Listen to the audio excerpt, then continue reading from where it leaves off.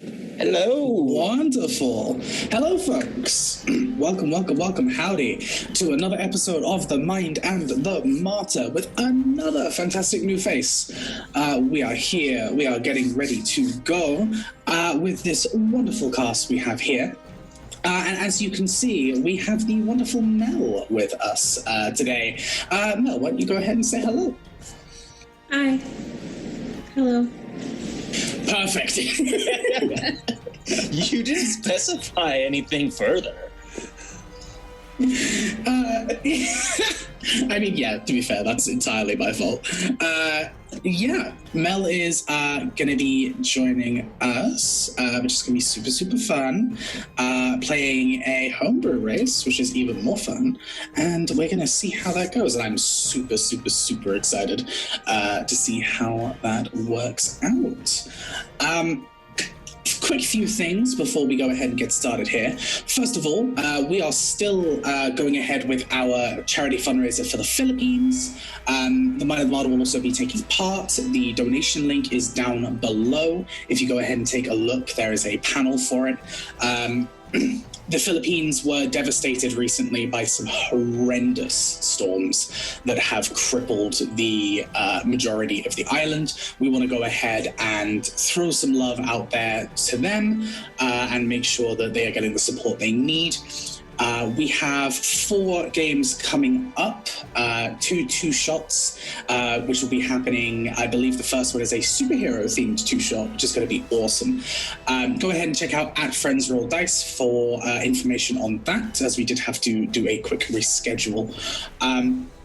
Anything that you are able to donate would be super, super appreciated. Obviously, 2020 has been 2020, unless you are able to do so, please make sure you're taking care of yourselves. But if you do have anything else spare, that would be super, super, super appreciated. All right.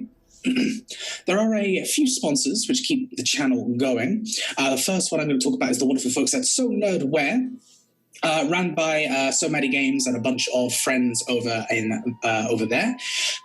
So Nerdware are a fantastic group that deal with merchandise, specifically TTRPG-related merchandise. You can get merch of your favorite streamers, or you can get just generalized TTRPG-related merch, anything from t-shirts to hats to mouse pads, as Adam is fantastically showing off there, and dice.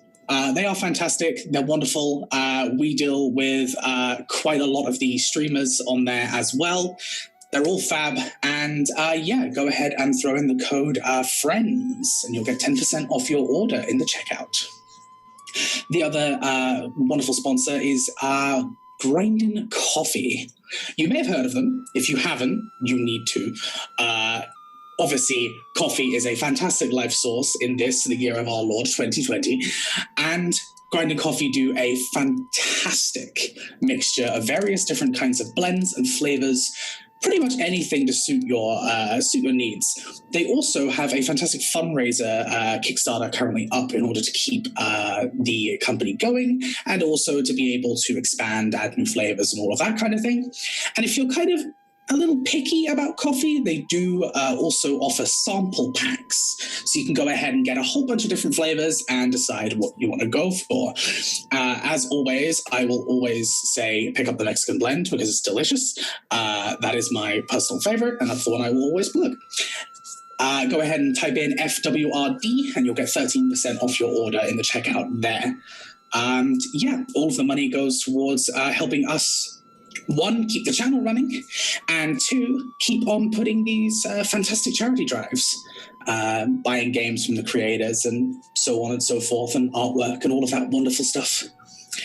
We are also supported by DM Emporium. They are currently rebranding and getting ready to relaunch, so keep an eye on their Twitter, DM Emporium. And you will hopefully find some good stuff to do with TTRPGs. They used to do stuff from tunics and steins to the usual Dice Goblin prizes. So go ahead and wait until January. I was going to say a few of us actually have some DM Emporium dice around. Other than that, we are also part of the streaming team Emporium.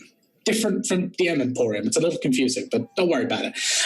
Emporium are a fantastic streaming team of various different variety streamers.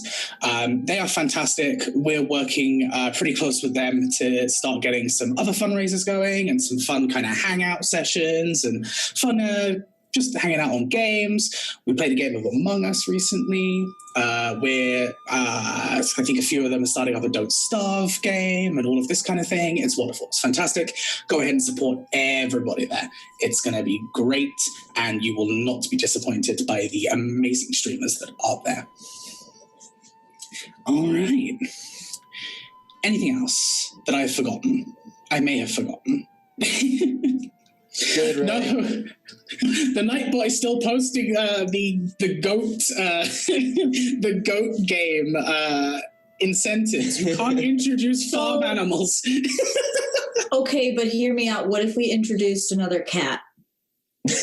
I'm down for farm animals too. I mean, Have you more the seen merrier. goats? Have you seen them? I mean, we Oh did my have God. Cow.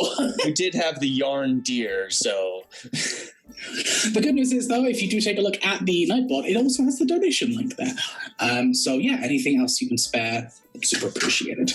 All right, that is enough of me boring you and chatting your ear off. Let's go ahead and jump right into the game here.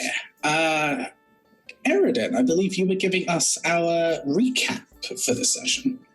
Yes, and as soon as you said my name, I kind of forgot everything. So, yeah. Can I just cut in and say, if you see me on stream bouncing because there's an earthquake going on, it is Gnocchi deciding now is the time to act crazy. Yay! Look at that zoomy kitty. stream kitties. I was going to say, we love our stream cats, our stream pets, yes. Mhm. All of them are loved on stream. Mhm. So, last time on The Mind and the Martyr, we were recovering from the loss of Jotra, and we followed Sally into another village, and as we were approaching, we heard almost like rhythmic marching and chanting, and as we walked in, we were met with a beautiful and commanding presence of Mara, who was leading the villagers in some training drills. And it turns out that the village is having a bit of an infestation problem. So we've offered to help with that, but we're still feeling a little rough from the fight that we were in with, I guess, some old acquaintances of mine, we can say. We all sort of went off and did our own thing. Dewan helping the villagers and giving some medical assistance to those in need. Oren and Mara went with Sally, where when they returned, they brought back a very interesting gentleman by the name of Adam. And while they were off doing that, I stayed behind with Soup, helping him cook in the mess tent, which was much needed and much more quiet than when Adam showed up. Lovely fellow, just very... Boisterous. Yes, that's the word that I was looking for. Very much. A lot. He's quite a lot. Very kind, though. And a little bit more time passes, and we sit down and have sit down to toast to Jotra and talk about him and remember him. And Soup gives this very sweet speech and then just springs into the air. Then suddenly there's a dragon, and him and Sally are gone. And then we discover that Soup left some very kind notes for us. And Oren and I were just confused. And I think that's where we left off.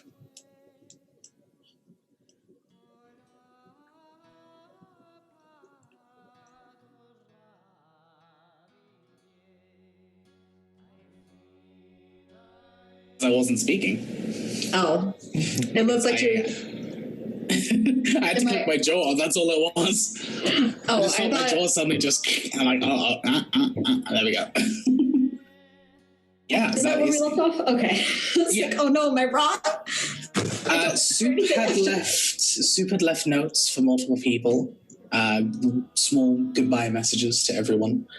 Where we left off after Soup had left, everyone was kind of a mixture of shock, sad, and amused, I think is probably a safe description there. And you went ahead and essentially drank and ate the night away. If there's any discussions that particularly wanted to happen during that time, they could. Otherwise, you would go ahead and find yourself back at Adams, who has set up a small area for you all to sleep in. It's modest, but it's as comfortable as he would be able to make a cool cellar, I suppose. Yeah, you can go ahead and get a long rest in, everyone. If you need to update your character sheets, then you can.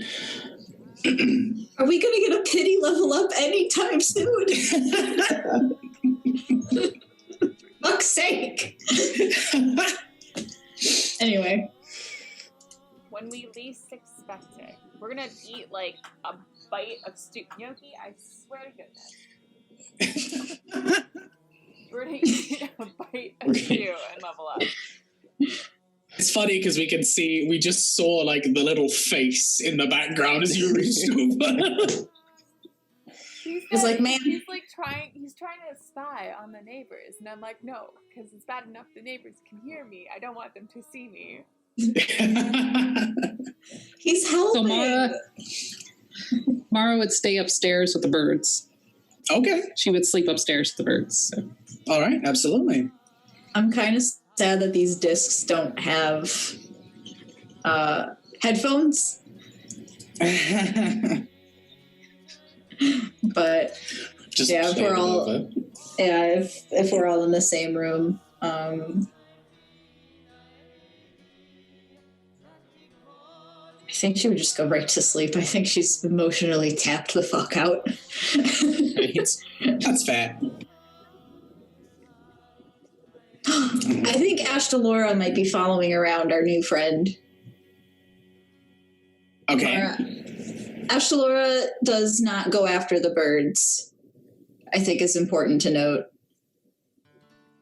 I think she's used to other animals, but yeah, you hear purring in the corner and this giant black floofy cat.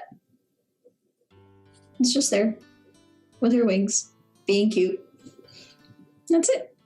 That's all I got. Oren will do his nightly meditations and just kind of set a small place out in the corner in the room and take his much needed rest. Before Oren goes to sleep, Mara would ask him, so your little friend that's keeping an eye out for the worms, is he going to keep an eye out all night? Well, he's been out all day now, so I think he might be tapped. Sispy's servant only lasts 8 hours, I think, on guard duty. Ray? Yeah, so he... if it does absolutely nothing else, apart from just patrol and guard, you can stretch it out to 8 hours. Okay, yeah, so... Yeah, he's been looking kind of through the day, so... unfortunately, I think that energy has kind of come back to me. I don't think that he's out patrolling right now, but I don't mind taking a watch. If you're worried about the town, I'll take a patrol. And just I do it can myself. also take a patrol. Aridin gives Orin a thwap with the tail, like, no, you took a beating, go to bed. I can walk around, it's fine. Yeah, Dawn was about to offer her night services as well, but I also took a beating still and recovering from. So you know what? Never mind. I'm just gonna sleep. She does go over to Orin though and says, "You probably should rest. Perhaps we let someone more rejuvenated take watch." All right, but wake me up. I'll take second. When Orin's out of earshot, that one's gonna turn to Mara and be like, "He's gonna take third." It's fine. Oh. Samara goes and she takes watch. She also talks to the villagers to let them know where she's staying, and then try to get some of them to take watch. She wouldn't wake up any of the party. Okay, all right. As you are going along your watch, why don't you go ahead and roll a perception check for me? Dun, dun, dun. Well, see, now Mel's... Roll of the night. Well, see, now Mel's here, which means now there has to be another combat to...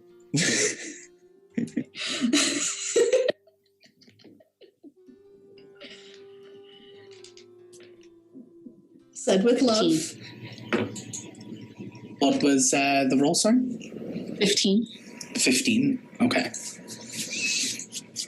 As you're kind of wandering around,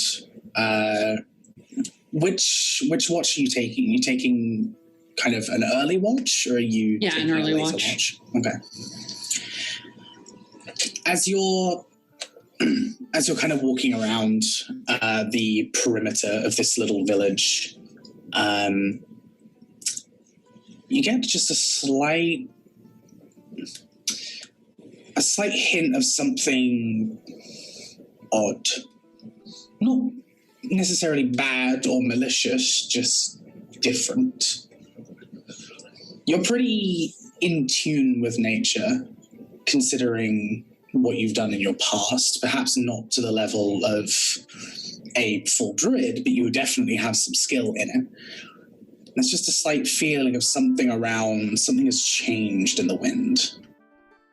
You can't quite put your finger on it, but it kind of makes you just a little bit more weary as you're going around doing this patrol.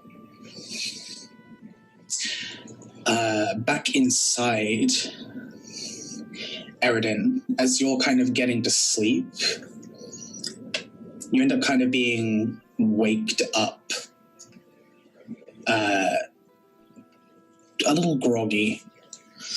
You may have only just gotten back to a true sleep. But you can feel Ashtalora's emotions have suddenly changed, and that's caused you to wake up.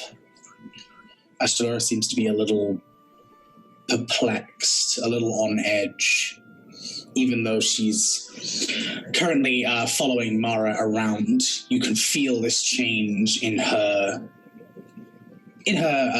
emotions. It kind of jolts you awake for a second. I would get up and grab my sword just in case, and sort of start to head in that direction just in case. Because Ashtalora does not feel like that very often. And as I'm walking outside, I think I'd stop for a moment and put my hand on a wall and look through Ashtalora's eyes. Does she see anything? Apart from the kind of area that you're in, no. Ashtalora is still kind of sticking to Mara during Mara's patrol. You don't see anything specific. It's just a feeling. What does the area look like? So there is the village itself.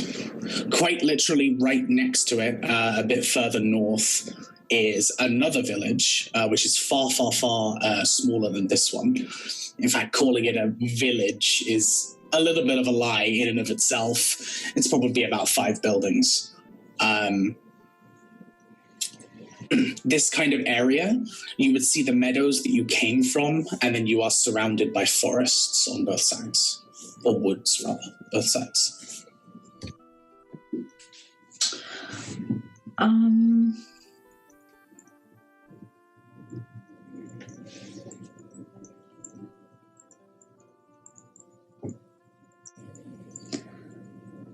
So as we're walking, is she near any, like, are we walking by, foliage, forest, or are we still, like, in the middle of the village? You would be, Mara and Astrolora then by proxy are essentially going around the perimeter of the village. But this is a consistent feeling during the whole patrol and the whole way around. Okay. There's just a feeling of different, essentially. A feeling of something unusual just kind of filling the air. Okay. I'm gonna head in that general direction. I'm not trying to catch up.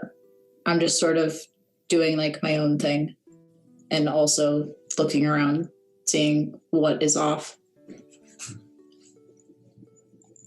I do not wake up Orin or Dawan. Okay. So you're going to go ahead and leave the cellar, head up, and head out. Mm-hmm. Okay. You would see probably a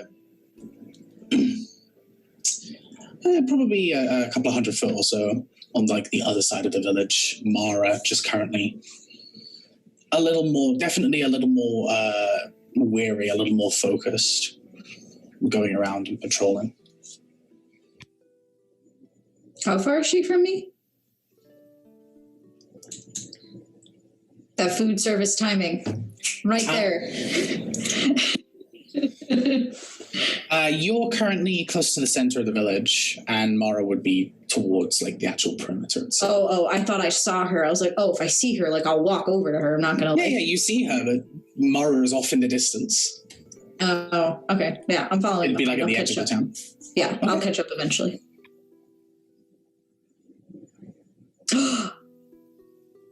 Mara, oh wait, did you put a filter over your eyes?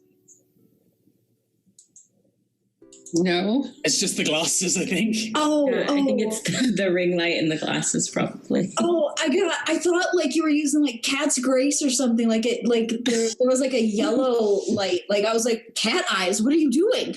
What are you I have a couple friends that have like that app where like they change like their eye colors and shit. I was like, secrets. I want to know. Okay. Anyway, sorry, I got excited. I'm still excited. But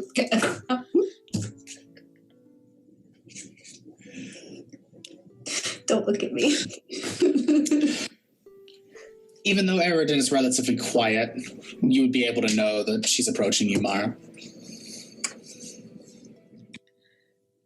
I would cast message, and message her. Something's not quite right, but I don't know what it is yet. I felt it too.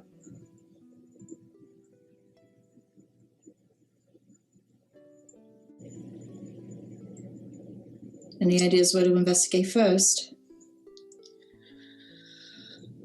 Well, if it's the worms, then maybe near the crops, but I'm not sure if it's that or not.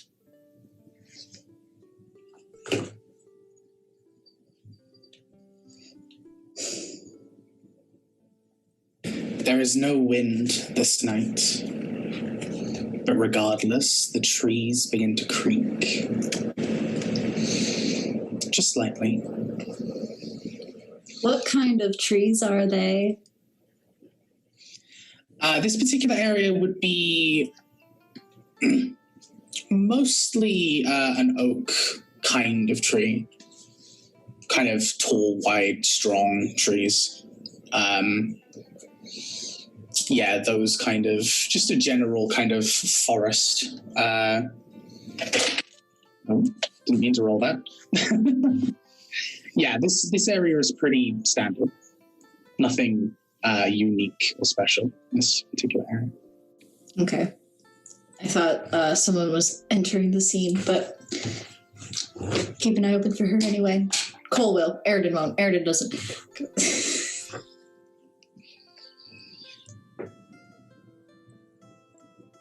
And yeah, they just begin to creak and twist almost, like, not physically twist, but it just feels like that kind of noise. I don't like it. Is it like all around? Is it coming from one direction?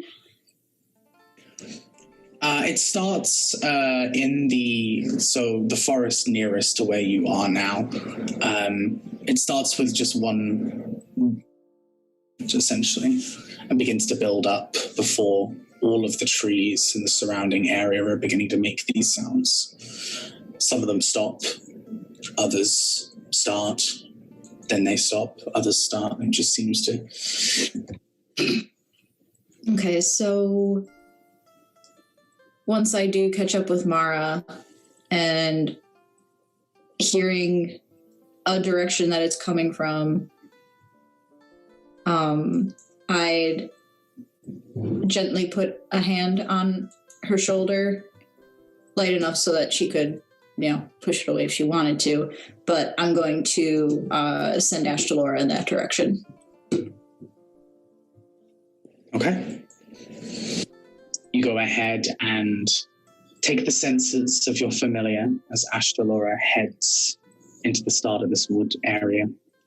More of these trees begin to creak. She can detect invisibility. She can, but nothing's invisible here. The trees are creaking. Some of them stop, some of them start. It's almost as if it's some kind of pattern that appears to be going on. And as Ashtalora continues forward and begins to follow kind of where these sounds seem to be collating to, you would head around one of the trees and see a rather interesting sight rooted into the ground. Now, would you like to describe what your character looks like? I knew it! So, let me make sure I'm close enough to this. You see a somewhat tall, actually how tall, I don't know how tall any of you are, but you see a fairly tall tree-like, yet person-like figure rooted into the ground, and looks like it's taken on some like more feminine shapes. Like it looks like it's mimicking a person's physicality. And then purple blooms, almost looking like an afro. And then with like fern-like pieces around the face, and just looks like it's resting. Looks like they're resting. All right. Jack, you've only recently come into the area after being warned by a particular creature while on your adventures that something was forcing a lot of its family out of the area. They described these creatures, and you would recognize them as some kind of malicious worm-like entity. There seems to be a large collection of them, currently in and around this area that's forcing the majority of the regular wildlife out. As you've gone ahead and picked a place to rest and root yourself for the night, you begin to kind of, perhaps unconsciously, just reach out to the nature around you. And so the nature began to respond. What to the rest of the party sounds like creaking and twisting, and snapping and moving of branches. To you, the trees are telling you the story of the land. Telling you what's happened over the last little while that's forced both the villagers and the animals and plants in the area to act and react. As you're going ahead and resting, they're feeding you these stories. These particular trees, they don't get to communicate much, so their stories are very much full of many anecdotes and random conversations that they bring up that have no bearing on your current situation. There is a lot of segues and a lot of anecdotes, but you're getting a decent amount of information. They're doing their best.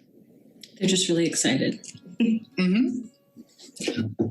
You would hear the soft pitter-patter, suddenly, of a creature. Still aware in your rooted form. You may not be able to move towards it right now. You can go ahead and twist yourself accordingly.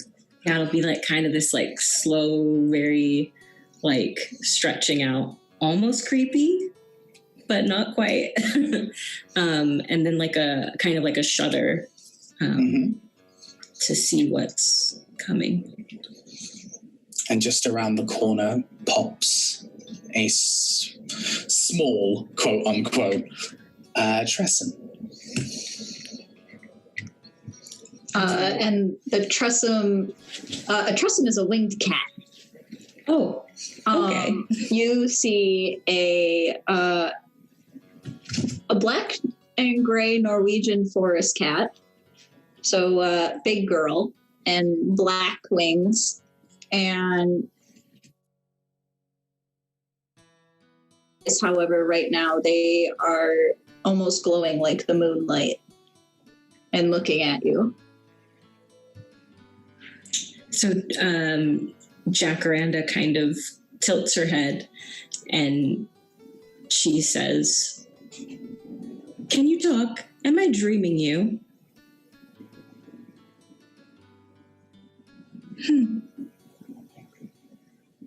You're interesting. Meanwhile,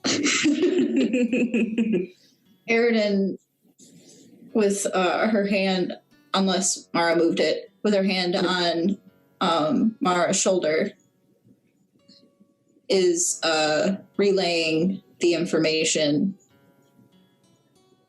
So I tell you that this tree person is in that direction and talking to Ashtalora, or talk to Ashtalora. We should see if she's in need of aid with the worms that are around. They've been attacking the plants, so. Agreed. I'll lead Mara in that direction. And Jack, Ashtalora blinks, and then you see her bright orange eyes. And they're not glowing anymore. And so she kind of leans forward,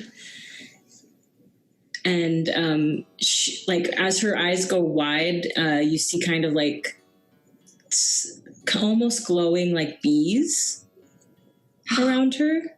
She says, "I can do that too," and there's like these little like buzzing like glowing bees around. Ashtalora starts purring and looking at the bees. Doesn't move, though. By the way, being human, Mara needs light, so the hilts of her blades are lit. Yay. That's a cool little way to do it. I like that. I appreciate that. That's cool. It doesn't take you long. It takes you just a few minutes to head over, and you would now see what Ashtalora saw. Not even in a clearing, just surrounded by the trees still and the canopy still overhead. You would see this plantoid being very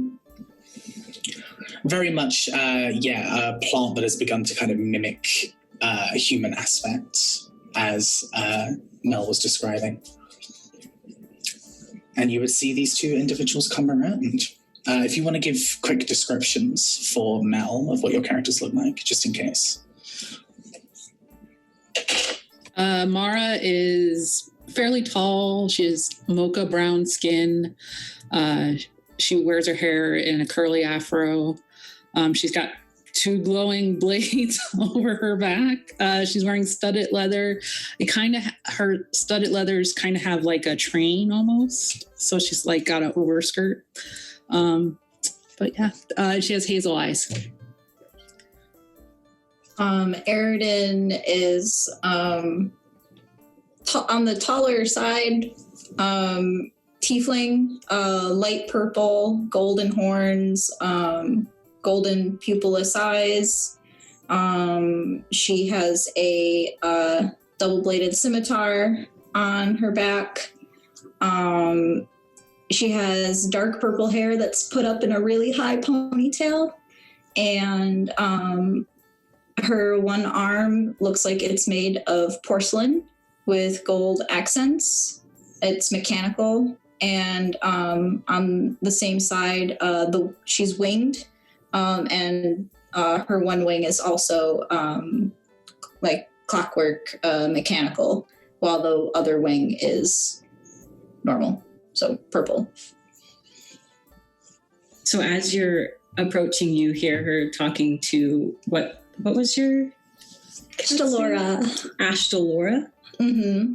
Okay. So Jacaranda's talking to Ashtalora, kind of leaning over, so you just see like this big, like bushy, floral purple net, like coming towards the cat, and she says, "Usually this only happens when I'm distracted, but I thought it'd be nice to try to make it happen for you."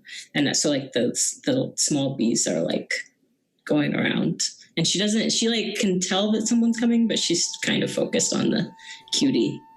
How close to Ashtalora are you? About, not very close. Probably like, it depends on how close she was to me. Because I just leaned forward. I'm still rooted in the same spot. She's in front of you, but you're not close enough for her to headbutt. So,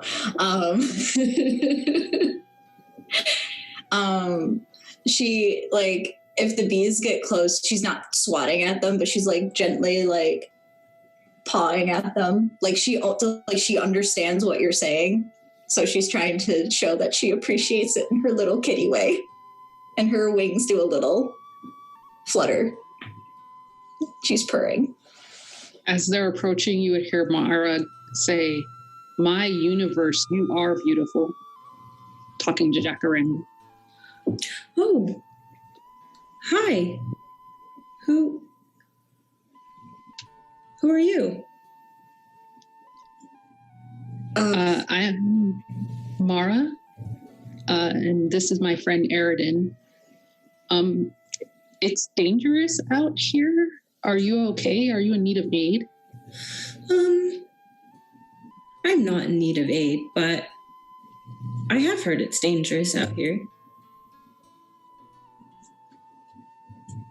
Is it the infestation or something else? I think it was worms. It's kind of hard sometimes to understand. Foxes don't have the greatest vocabulary, and they talk very quickly. It's confusing, but I think it was worms. It was something squiggly. Maybe snakes? I'm thinking worms, though. That's what we've heard. So are you looking for them too? We were passing through and wanted to help.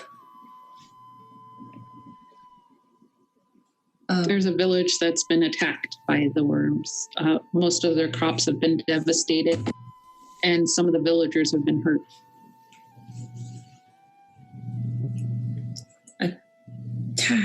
Attacked how? Attacked how, right? Yes, illustrious DM, please. The worms, when they did attack the town itself, they seemed to leave the people well enough alone, unless they specifically attempted to stop the worms from getting to their crops. They were very much focused on the crops themselves and the food rather than anything else. The ones that Dewan had treated before were only harmed due to that defense. Everyone else and the buildings seem to have been left well enough alone. But yes, but they, a very, very large portion of their harvest was taken, which means that the survival of the village itself is kind of a jeopardy. Are these attacks underground? These creatures can burrow, definitely. Some of them coming up from the ground and taking the crops, some of them kind of coming up and across. But yeah, these are definitely burrowing creatures. And what size? Like dog size? Horse size? Desert worm size. They would probably be the size of... I'm trying to think of a good comparison. Bigger than a bread box? Yes. They'd probably be the size of kind of like a medium-sized dog. In terms of, like, just longer, basically.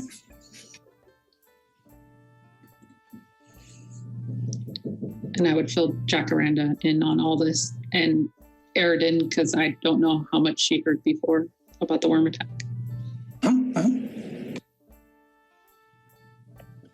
And what did I hear from the trees when they told me?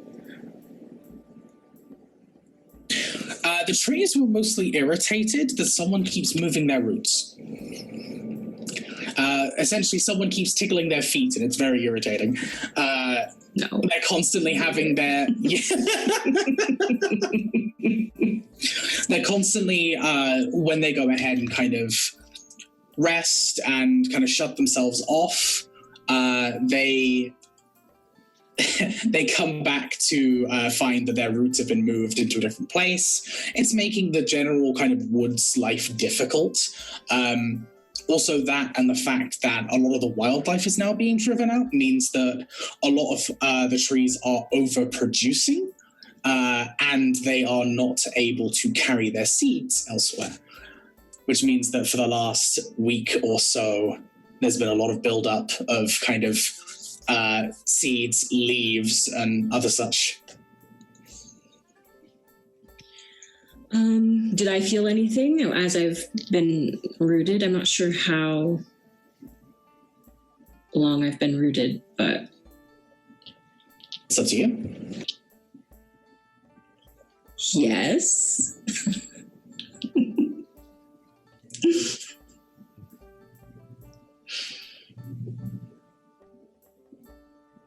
So I felt, oh gosh, horrible little ticklings on my feet, of my roots. Okay, so I'm gonna, hopefully I rested long enough, and I'm gonna... Yeah, you definitely have. Unroot? Is that a word? And mention that I did feel them under the ground. I think I'm gonna try to, like, dig my hands in and see if I can get anything. Okay. So you go ahead and start the process of pulling yourself out of the ground here, and Eridan and Mara, you would see as Jacaranda begins to unroot themselves, and then you go ahead and place your hands into the dirt. What exactly are you looking for? Whatever was messing with my roots, just so if I can get a handle on it and try to pull it out if possible. Okay. Go ahead and... Go ahead and roll just a dex check for me. Roll a grabby check. Scraps.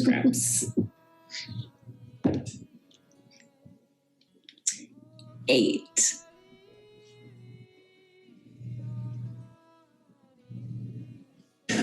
Okay. Can you roll again for me? Because that was a tie. Ooh. 20, not natural. Okay. That beats its 4. So,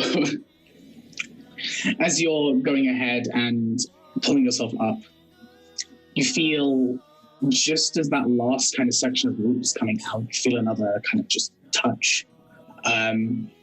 You would then hear the trees begin to creak again as they also now sense these creatures underneath. Actually, instead of doing it with my hand, can my root just kind of wrap around it when it touches me the last time? Oh, absolutely. So your comes up. Your root just suddenly shoots around this creature. Mara and Eridan, you would watch as Jacaranda's leg suddenly begins to kind of move back and forwards. As you go ahead and rip your foot out of the ground, you see Does this. she pull it out inch by inch? This ended up pretty perfect, actually. I like it. Yeah, you would. It's a pretty long creature, so you would have to pull it out quite literally inch by inch. So once I get it starting to come out, then I'll maybe grab with my hands to keep pulling. Okay. Just so it makes sense. I don't think I could do the whole thing with my leg. Mm-hmm. And this creature is lengthwise, even though in terms of its size, it's no bigger than a large dog in terms of its width. Its length, you can get both your hands around it, but you're probably pulling a solid 7 or 8 foot's worth of creature out as this squishy black, kind of charcoal black skin creature is just being pulled out slowly. And as it pulls out, you notice that the black coloring begins to fade into more of a pink. Does it have a front end, or is it just the same on both sides? It does indeed have a front end. As you go ahead and kind of pull the last of this creature out, you see it doesn't have any eyes. It appears to have a row of kind of empty orifices that kind of go down the side of its head/neck, which it uses to detect tremors and other such things. And then it has an opening. I wouldn't call it a mouth, but I'll call it an opening. It's more like a leech's mouth. It's kind of that serrated. It's not a nice creature. It's pretty gross. I'm going to be honest with you. Hold it far away from my face. And it just means to writhe and kind of attempt to move, but you've got the majority of this creature with your the rooted foot kind of holding the one end, you holding the other, and one hand in the middle. You've got this thing under control. Okay. So I'm just going to hold it and say so I'm assuming this might be our culprit. Or many more like this, I'm guessing. Probably not just one. I really wish it was just the one. Shall we talk to it and find out why they're attacking? Why are you attacking? Why are you cast- tickling my friend's feet? What are you doing here? I cast You're speak with causing animals. problems. Oh, I can't. I am able to talk with animals. If you want to, though. I just like hold it at you, almost like a microphone, but far away from your face. Yeah, so Mara, you can go ahead and cast Speak with Animals to also communicate with it. As an Enkaimer, you already have the ability to speak with animals naturally without consuming a spell slot. So yeah, as you both kind of tune in, it is screeching. That's literally all it's doing. It's not even a loud screech. No. It's just that kind of like, that really high-pitched, irritating shriek as the thing is just writhing and wriggling around in your grasp. Are they the only two that can hear it? You can hear the squealing, but as you're trying to, as Mara and Jacaranda are trying to communicate, it's still just screaming. No. Well, I'm gonna like look around for help, like other animals or anything that's around. someone explain this to me. What's happening? Translate. Oh my god, she's so cute. I love her so much. Let's see. Are you in pain? Why are you just screeching?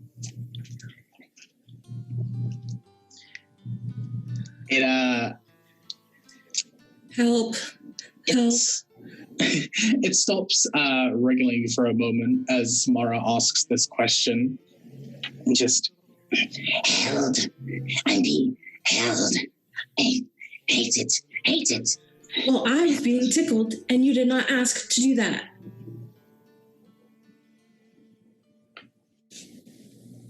it hears that, pauses for just a moment, and then continues screeching. Oh, stop. Stop. Hey, what if you had a place, a nicer place, that didn't bother people? Would you just go and scream there? You can scream as much as you want. Hungry. So hungry. What do you eat? He's going to say you. Please, no. I was just going to respond, Yes. You eat, yeah, yes? It eats yes. What is that? Why this sudden hunger? Is something driving you to be hungry? Is something causing the hunger? Hungry. So hungry. Let go. Let go. No, I don't think I will. and continues to kind of wriggle in your grasp. I'm just gonna like do my roots like a little, like my hands like more just around it so that I don't have to like really hold it. It's just like wrapped in. Yeah. This thing's certainly not an intelligent creature, I will say that. The fact that it's barely responding to your discussions kind of would instantly give away that perhaps these creatures might be the kind that are smarter in groups as opposed to individually. So we I was just about to ask Jacaranda if she knew they were a hive mind or not. Wait, so who gathered that? Like both of us? I think you would probably. I think you, as you're both currently discussing with it, and you both have quite a knack for nature. I'd say you both, you would both be able to pick this up. Okay. What? Question. Could I cast Identify on it? Identify. Because I think if you instead touch a creature, you learn what spells, if any, are currently affecting it. Correct. Okay. You can go ahead and walk up. Is anyone going to interfere? Or are you going to let Eridan go ahead and cast the spell on this thing? Okay. Fantastic. You carefully... what was that? You were muted, sorry. Jacaranda? Wait, what did you want to do? Eridan is walking up to cast Identify. Oh, no, I mean, like, that's Jacaranda asking what she wants to do. Sorry. I might have something. I can cast a spell to see if there's any spells affecting it. Oh, okay. If maybe there's something magical driving it. I just didn't want to kill it, so I was just making sure. No.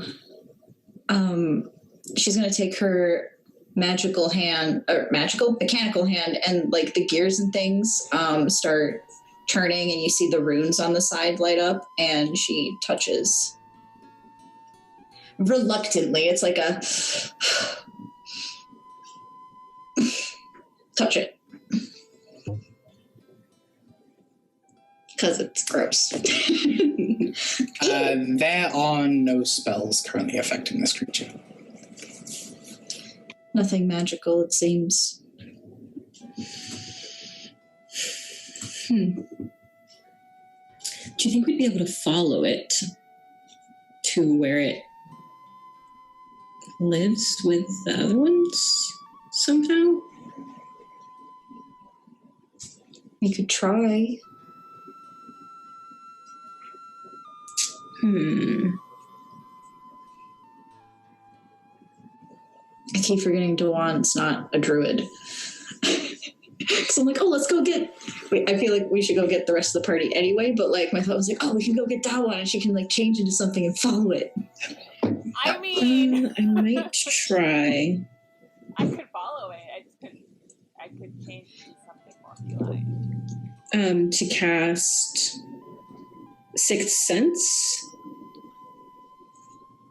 Just in order to like feel if there are like more just right here or... Okay. So Sixth Sense. You can detect how many are in the vicinity and their general motions.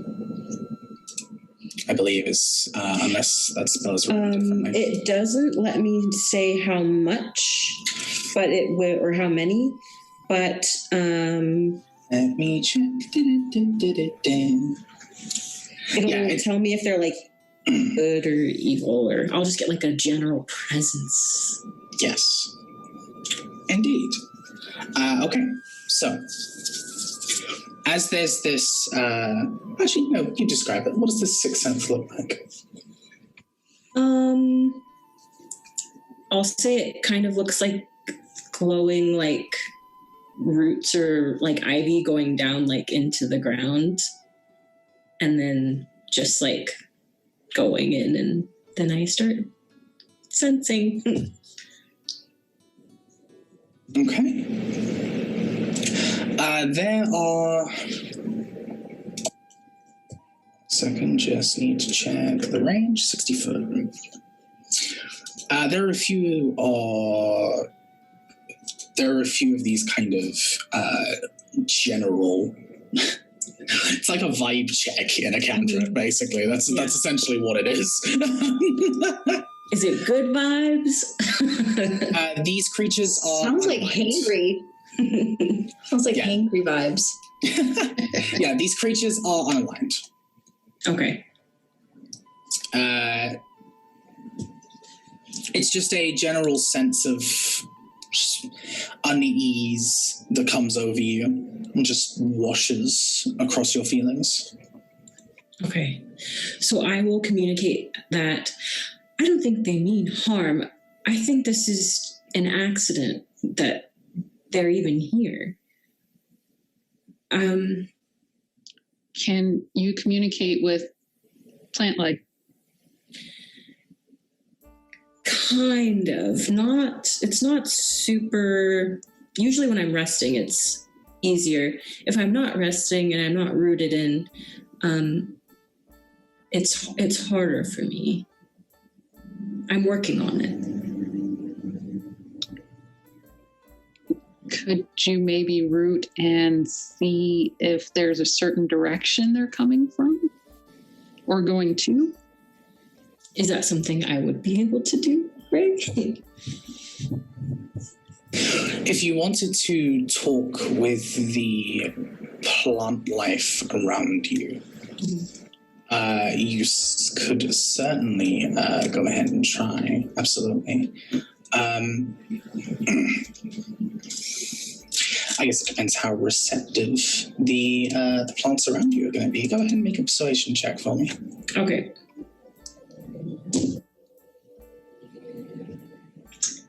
Probably not great. Okay. That sounded like a hefty die. It just hit another one. I heard that ka-chunk. It was a serious business die. Persuasion. Give him the business. 7. No, I can't believe I've cursed Melon. She's only been here for 5 minutes. Trees are still kind of creaking and cracking around you as they're still essentially reeling off these stories, even though you have stopped listening. They're still reeling them off to you. As soon as you try and speak back to them, they seem to almost completely ignore what you're saying. Kind of like that stereotypical meme of like the grandma that's just like, oh, that's good, dearie. Anyway, it just continues reeling off stories. One time a dog peed on me.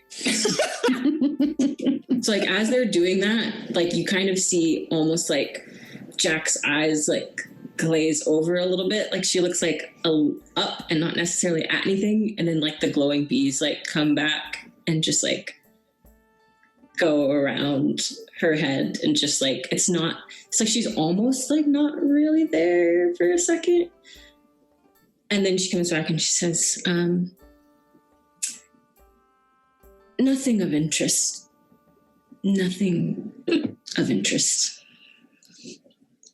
So that was Jack just being like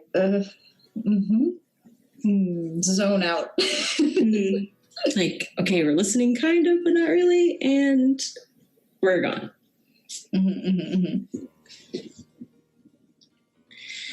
Well, I wonder if there's a way we could redirect them. I was thinking about that. If there was something we could maybe plant in the ground as a deterrent. do you have like a queen or something? Like, is someone in charge of you or a leader? Is that a thing for you?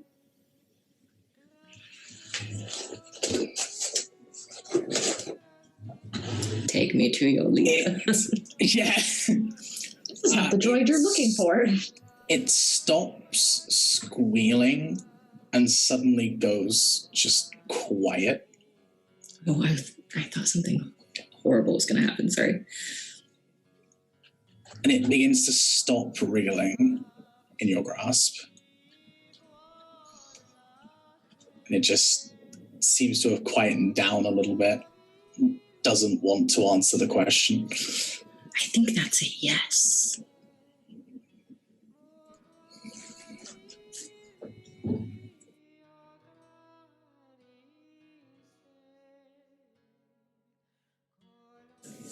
Searching for another one. Just slowly pluck them all off the ground. Yeah, 2, just 3. Wear one as a boa. One around the neck. I'll wear one as a hat. Go ahead and I'm gonna roll actually. Oh no. Okay. I somehow managed to never curse the DM. There are no others in the area. Okay. Or at least within Root's grasp, at least. Okay.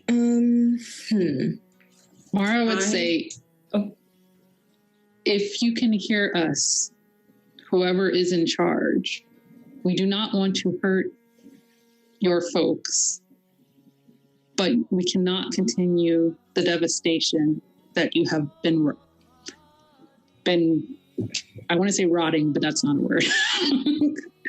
The devastation that you've been causing.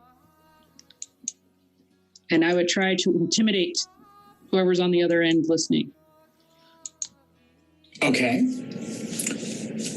Roll an intimidation check. Bard's got to be good for something, right? Someone in this party has to be good at talking. I don't think it's Orin or Aridin. 19. No. 19. Okay. Bards. Yes. There's a strange silence that comes from this worm-like creature before suddenly you just hear...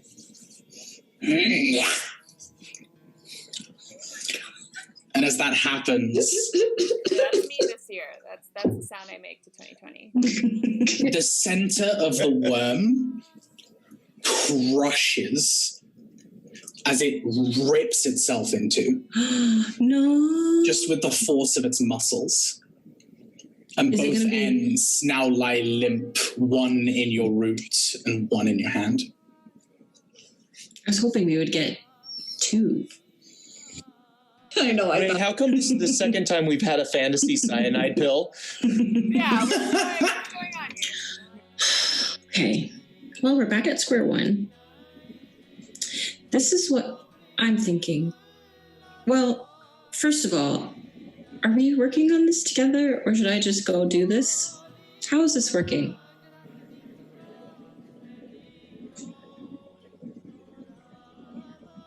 the saying is 2 heads are better than 1, but there's a lot of us, and I figure that's even better than 2. Oh, there's more of you. Good. There's more of me, kind of. You can't see it, but never mind. It's fine. Okay. Well, my idea is we could catch another one at some point somewhere and then try to follow it. That was my main plan, so we have to catch another one. How? I gotta check my inventory. I'm gonna hate doing this, but I should probably turn Ashtalora into something that can, do the diggy. Yeah, I don't know if I have enough of the... Did I even... Do we want to know that we're following it, or are we trying to sneakily follow it? I don't... Because I imagine worms can feel vibrations. Mm-hmm. And I can't float. It's not one of my abilities. I mean, I could probably think about a song that would let me do it, but it might take me a while to come up with one. I could just, I can float. spam Sixth Sense and just, walk. It's like, we're here. I'm trying to find how much charcoal Orin gave me. It was 3 blocks. You have enough for one more cast. For one more Yeah, it's gonna be cast. 3. Oh, it hurts my feelings. Okay. Ashtalor's going to be turned into something I don't like for a little while. It's okay. It's fine. We could take a break if you wanted, if you need more of things, and pick that up from the village. You said there's a village? Not too far from here. Did you need supplies? Is that the problem? I don't know that they would have the type of supplies she needs. They are very primitive. For what kind of supplies is it? I would need charcoal, incense, and an assortment of herbs as well for the spell. Herbs they probably have. Adam probably has the herbs. He grows everything. Yeah, it's the incense that's usually hard to find. I have enough for one more cast, so I could turn that one into something that can dig. How long does it last for as long as you want it to last. Mm-hmm. Until I cast it again and turn her back into a cat. Well, we don't know how many of these things there are, and that was fairly large. How deep was he?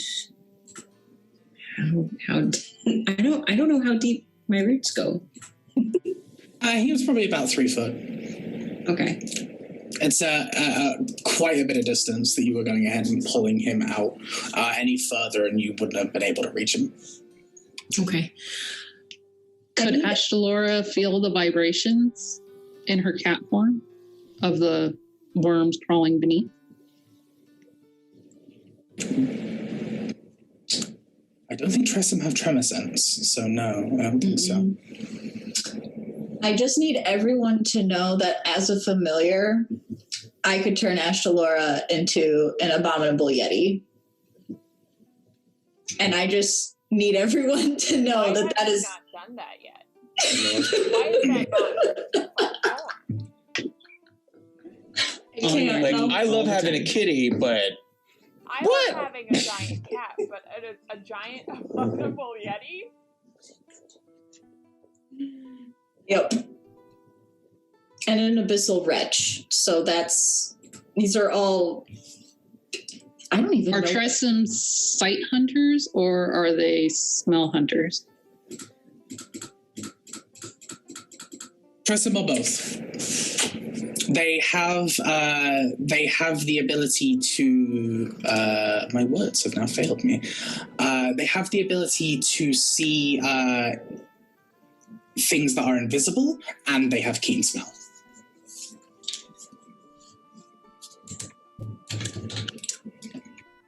I'm a little bit nervous because that was large. And if there are a lot of these things and they're smarter together, 3 or 4, and she looks at your cat familiar, might not be enough for that. We could at least find out where they are. She doesn't have to engage.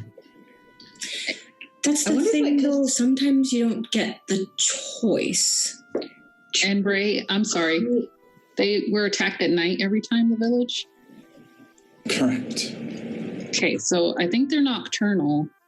So it might be safer if we wait until the day to try to find them.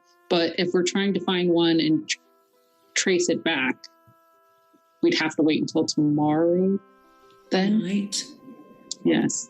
Okay, maybe we should find it and then tomorrow actually try to make the move, but we have to be really careful. I'm not quiet and I'm also very slow.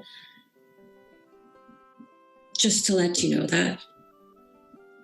It's okay. Question, Ray. Now that I've seen this worm, and of course I don't have the stat block, so can't be like, oh, let me change into that. Is that something I could change Ashtalora into? Something with a burrow speed. Specifically the worm. Oh, the worm that we just found? Oh, you want to turn Ashtalora into the worm? Yeah. Espionage. Infiltrate. Theoretically, wouldn't be able to be done due to the CR limitation. Okay, that was, yeah. You could certainly give it as a creature with a burrow speed. It could be a smaller one. You wouldn't be able to do one of that size. You could do a smaller one. Okay, all right. There's also stuff like moles, badgers, that kind of thing. Okay. I just want to add what do you mean mole isn't an option? Don't you lie to me. Rude. Badger? Badger. Mm-hmm. Badger. I can turn into a giant badger. What is my current CR? However, this may become a moot point because whatever we were speaking with could come looking for us. Well, do you think when you said that, the thing killed it, or it just killed itself? The thing that the leader? I think it's kind of a hive mind and it has complete control. And I think it killed it. It told it to end its existence. Oh dear. Well, if we find enough of them and we ask them that question, then maybe they'll take care of the problem themselves.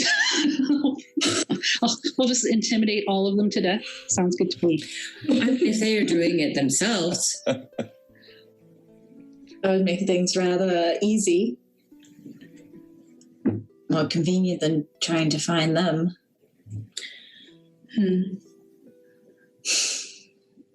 I do think that if the attacks have been at night, I agree with Ma. Going in during the day would probably be the best. So we find the burrow tonight, though? Or would you be able to find it without tracking one back? Or maybe there's holes and then just go through where they go through their tunnels. Yes, if that's how it works.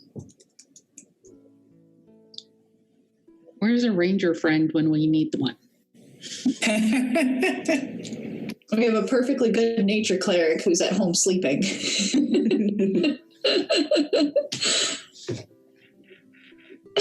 Oh, you have one. You have a nature cleric.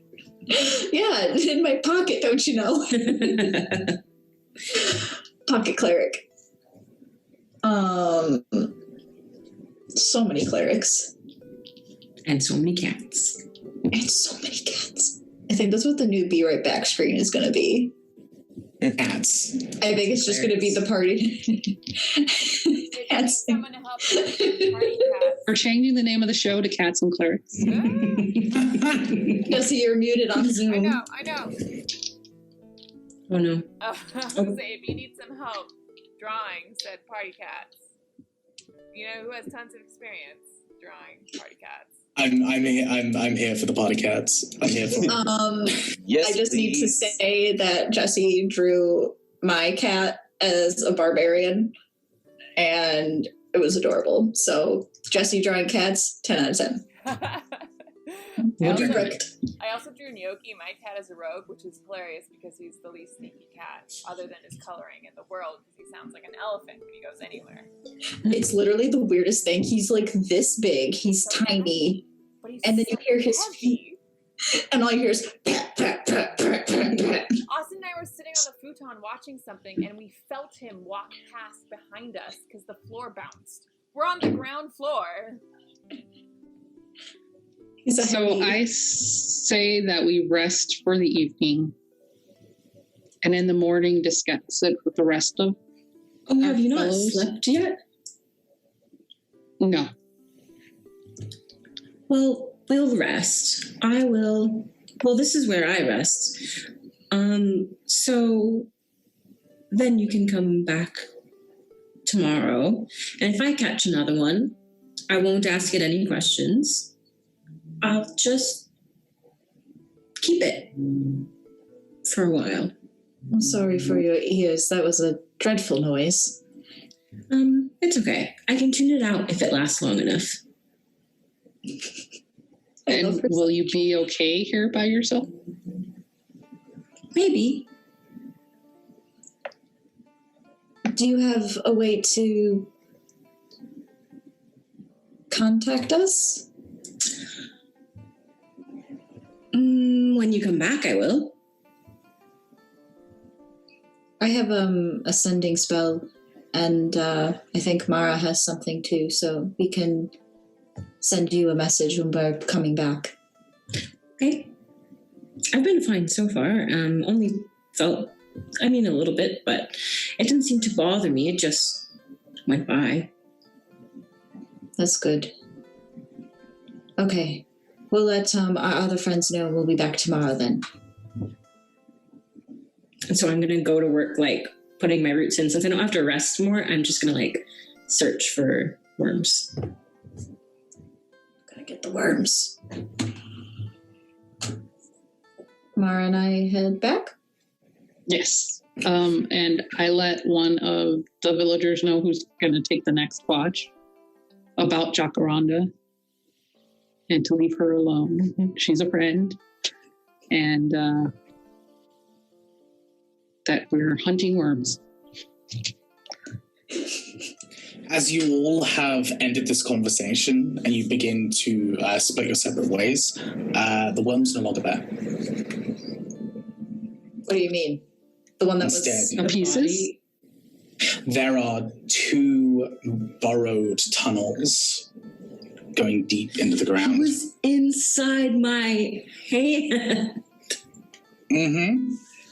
dirty rat bastard. Yeah, you would, as you've kind of now stopped the conversation, Jacaranda, you would be the only one to feel the pull, as it suddenly it essentially secretes this super slippery mucus, slides out, and both ends just burrow into the ground, fast away from you. That's disgusting. Hydro worms. It is a dirty worm bastard. Thank you.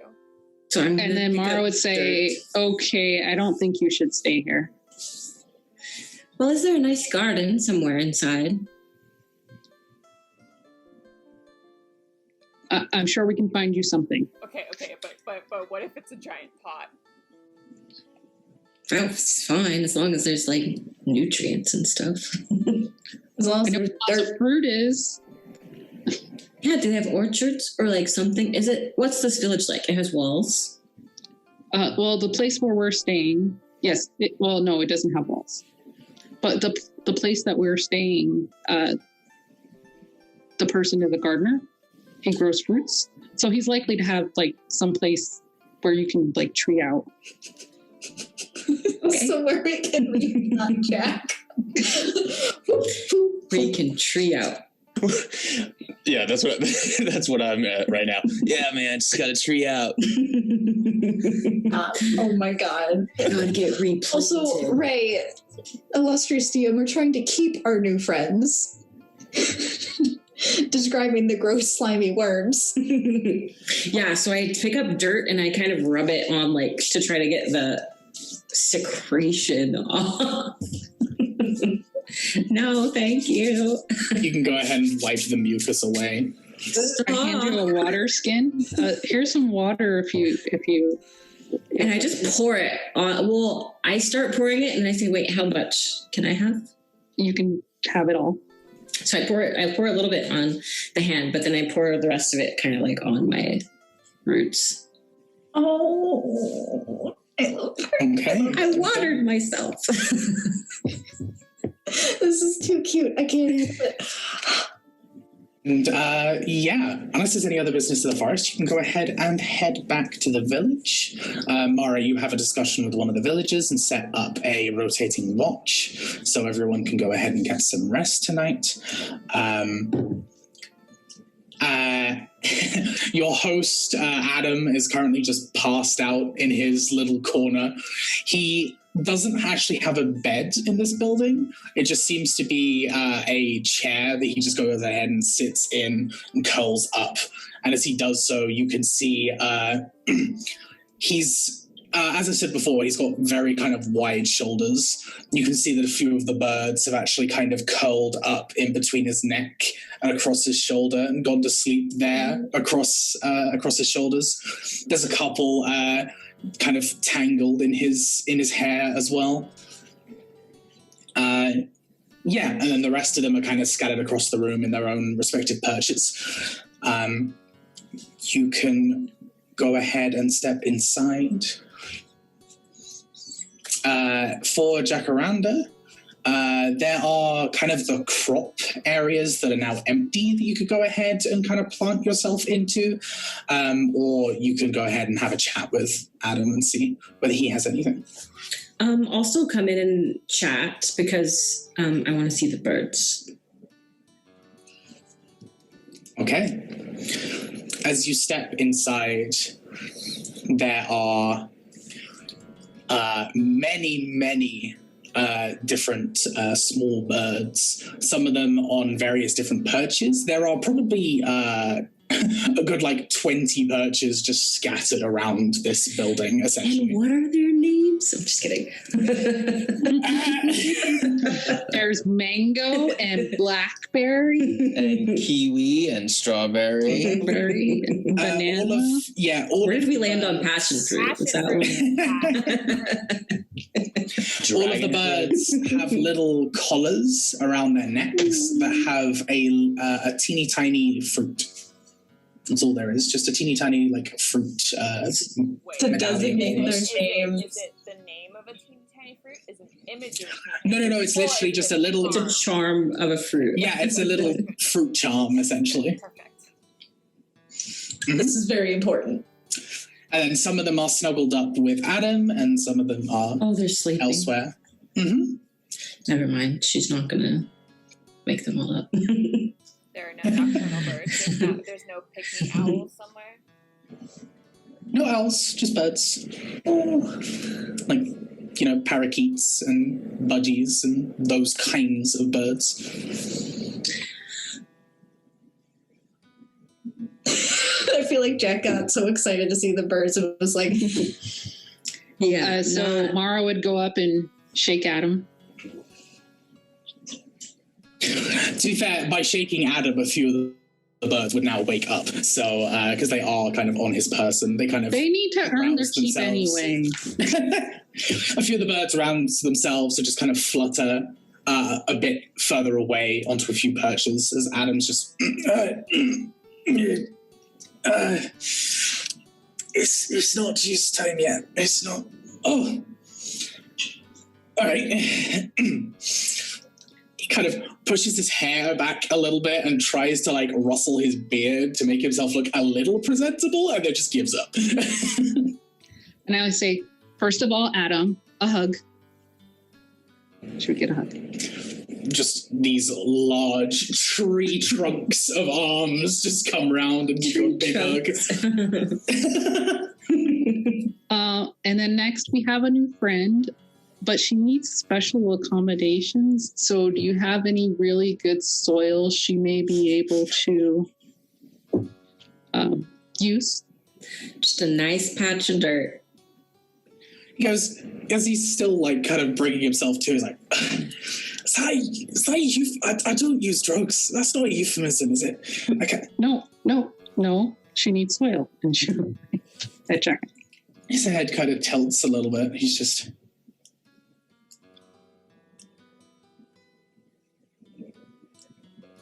Hi. Hi.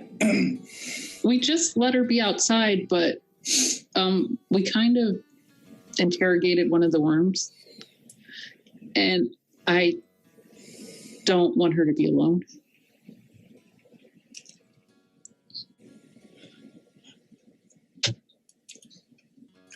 Oh, Lord, you're just like Sally. He kind of has to pull himself up, shake himself off. Just. All right. I have, actually, yeah, got the perfect thing. And he heads out of the house and heads round to the back where I don't think anyone's been yet directly, but he has a little selection of bushes and trees in the back, fruit trees and berry bushes. There's a little section as he comes out. He grabs a shovel and just kind of begins to jab the ground a little bit just to break it up. And then I'm not really sure. Do you have fertilizer too? I see you have all these trees and stuff. And so if you do, I would like that. Still in shock and half tired. Yeah. I can. Oh, I'm Jacaranda, by the way. I'm so sorry. I didn't even introduce myself. It's fine. Adam. Oh, okay. he instinctively kind of goes out for a hug, and then it turns to a handshake, and then he's like, I'm sorry, I don't know how you do greetings. How do you... So she'll just like start with the handshake, but then like pull it in and then like do like the arm around. He begins chuckling, and it's just as he kind of like hugs around you, and it's just people always did call me a tree hugger. Now it's literal. All right. I'm sorry. Is that offensive? What should I? No, I mean I am kind of tree. I am mostly tree. I think I am a tree actually. I'm not really sure, but I'm tree-like. I'm very tree-like. You're certainly a first in my book. You're a certainly. first in mine too. I've never met anyone named Adam. Part of my brain just short-circuited from the fourth wall break then. Wait a minute. No, Melissa, he's right there.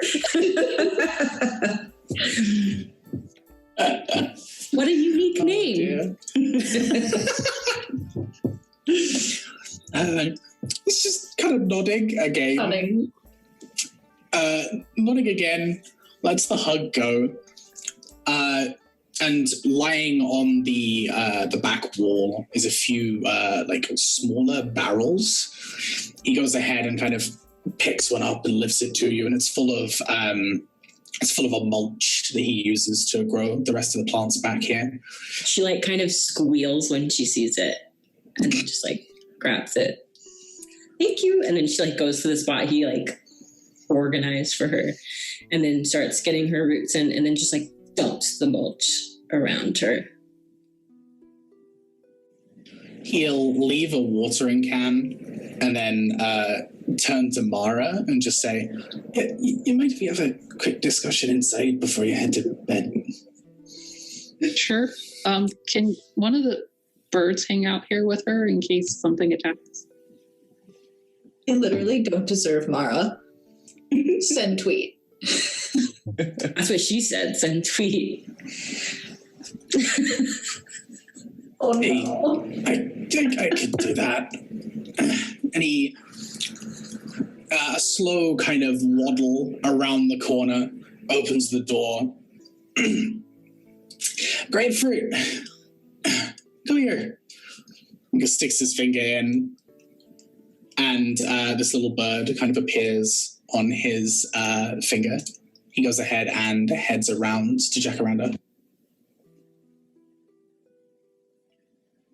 It's more of a reddy orange rather than kind of mango's mixture of orange with a little bit of green. And as he steps forwards, just you're not afraid of birds, are you? And so as soon as she sees the bird, like little branches from like kind of her back kind of like just they like puff up. So she like goes like it's almost like it's like a surprise, but like give me as well. He just turns to the bird. It's like, hey, take care of her. And no pecking. I'm sure she'll take good care of me. Wait, what kind of bird is this? Looks over and it's just, I don't really know. They'll take Honestly. good care of me. I just ended up, I picked a lot of them up. Abandoned chicks, injured birds. This particular one, in fact. And he kind of scratches her head. This particular one I found probably about 5 years ago now. She's a good lass. And he reaches his finger out a little bit, and the bird kind of hops from his finger into your hand.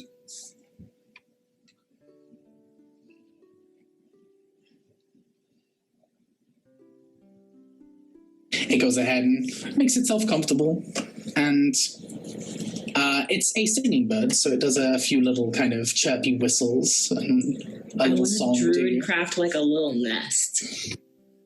Put it in there. You certainly can. Absolutely. And it'll go ahead and just jump in, snuggle up, and sing a little bit before eventually putting itself to sleep. And I grab Adam by his arm and start walking back towards the building. It's like, come on, let's get you back to bed. He kind of chuckles, so he's like, oh God, I'm not that old, am I?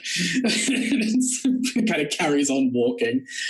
I feel like Aaron's been there quietly and would wave bye to goodnight to Jacaranda. Aaron is just She's like pointing at the bird. Gives a thumbs up. Goes back inside. It's so cute, I'm gonna die.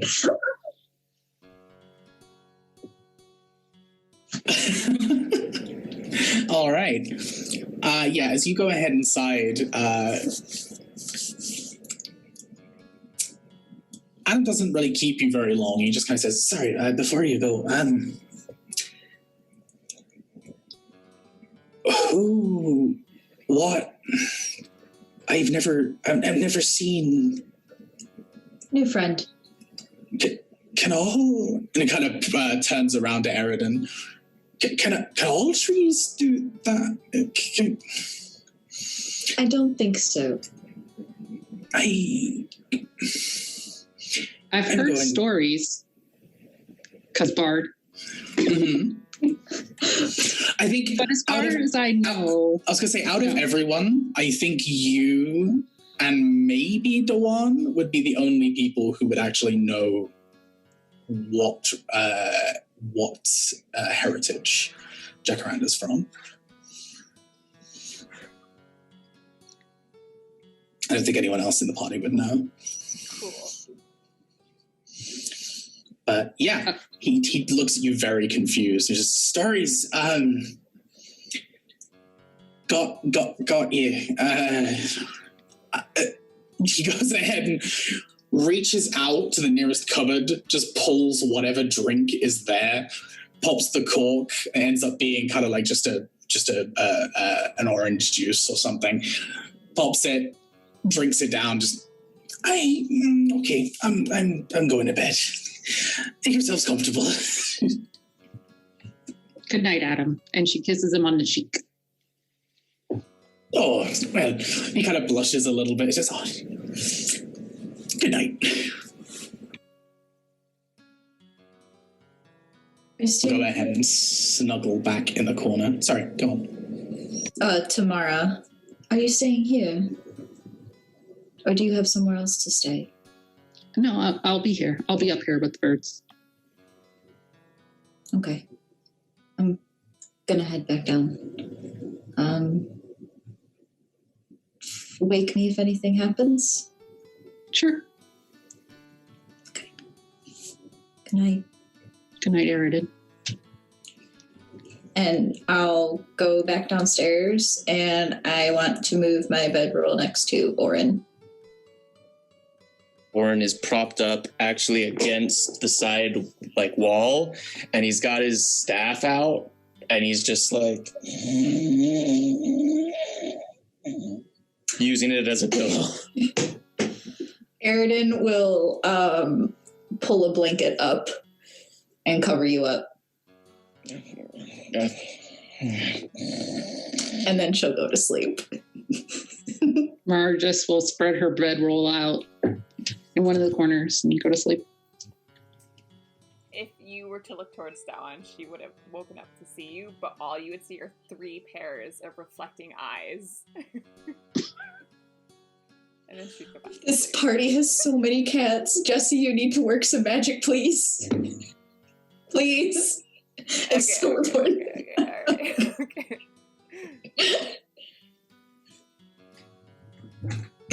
Okay. Now you can go ahead and have your long rest, technically, as... That works for me because I used the spell slot.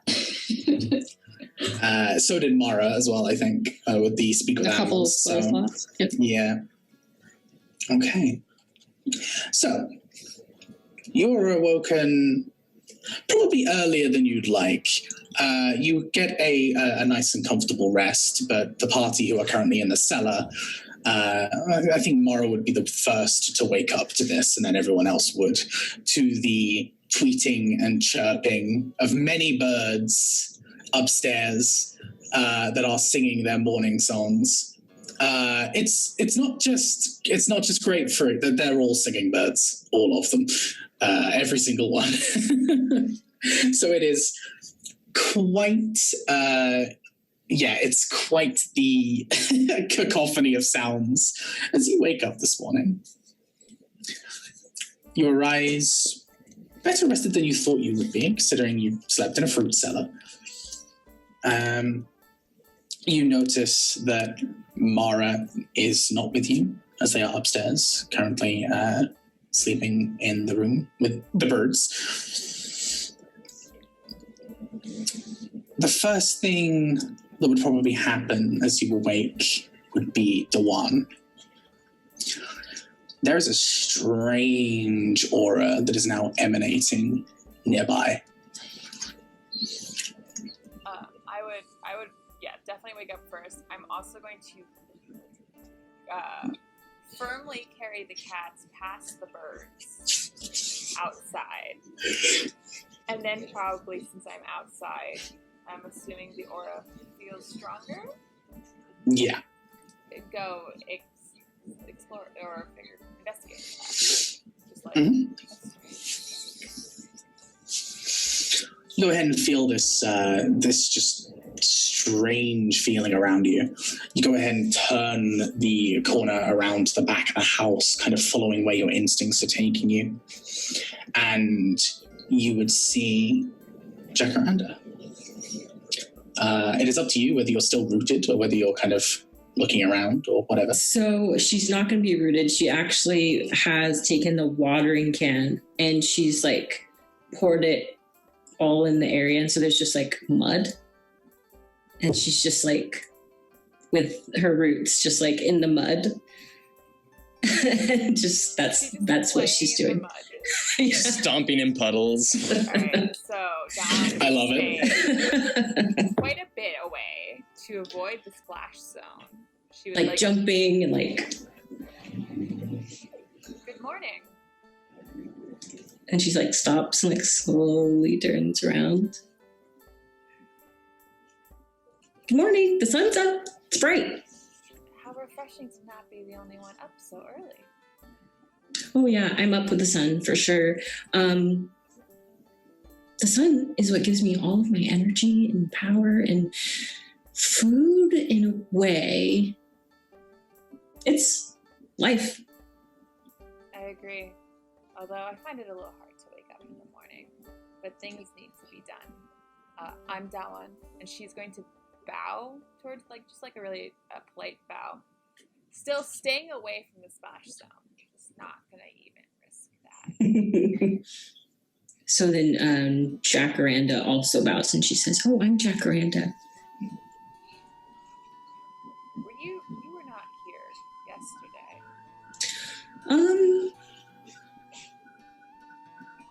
It depends on when yesterday started. I didn't see you. I think I was here yesterday, but it was very late. Yes, I guess I should clarify. You were not here when we, or at least I, retired. No, I met your other friends and the small wing. There's wings and like fluffy. The birds. No, the bigger one. That was a Jessie laugh. No one laughed. That was a Jessie laugh. Ashtalora, of course. Yes. Magnificent creature. So, why are you here? Are you here for the worms too? You're their friends? Yes. Not the worms' friends, the friends I met last night's friends? I suppose we could call each other friends now. I feel like I need to keep an eye on them. Something about them just always ends up in trouble. So you are friends? We're friends. that's good. Are you friends with them? I'm fairly new to this party.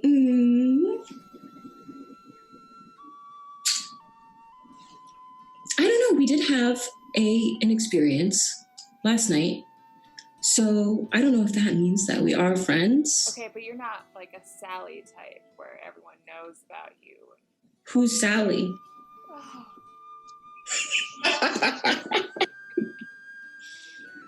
And like that one gives you a genuine smile. Oh, thank God. It's so nice not being the only one. The only one. Who doesn't know who Sally is? I guess I do sort of. I have officially met Sally. So you know who Sally is. Now, I don't know who Sally is. Sally is a cleric. I think. Okay. Oh, that's what I do too. I think that's what it's called. Oh. Well, same. Strange how paths cross. Where does your healing come from? With nature. I was just a cleric within a small town, gathering herbs and all that, but I don't believe, I feel like there's power in nature. More power than anyone can ever imagine. I mean, I'm sure you understand. I feel the same way. I'm sure you do. Something about you tells me that you definitely understand.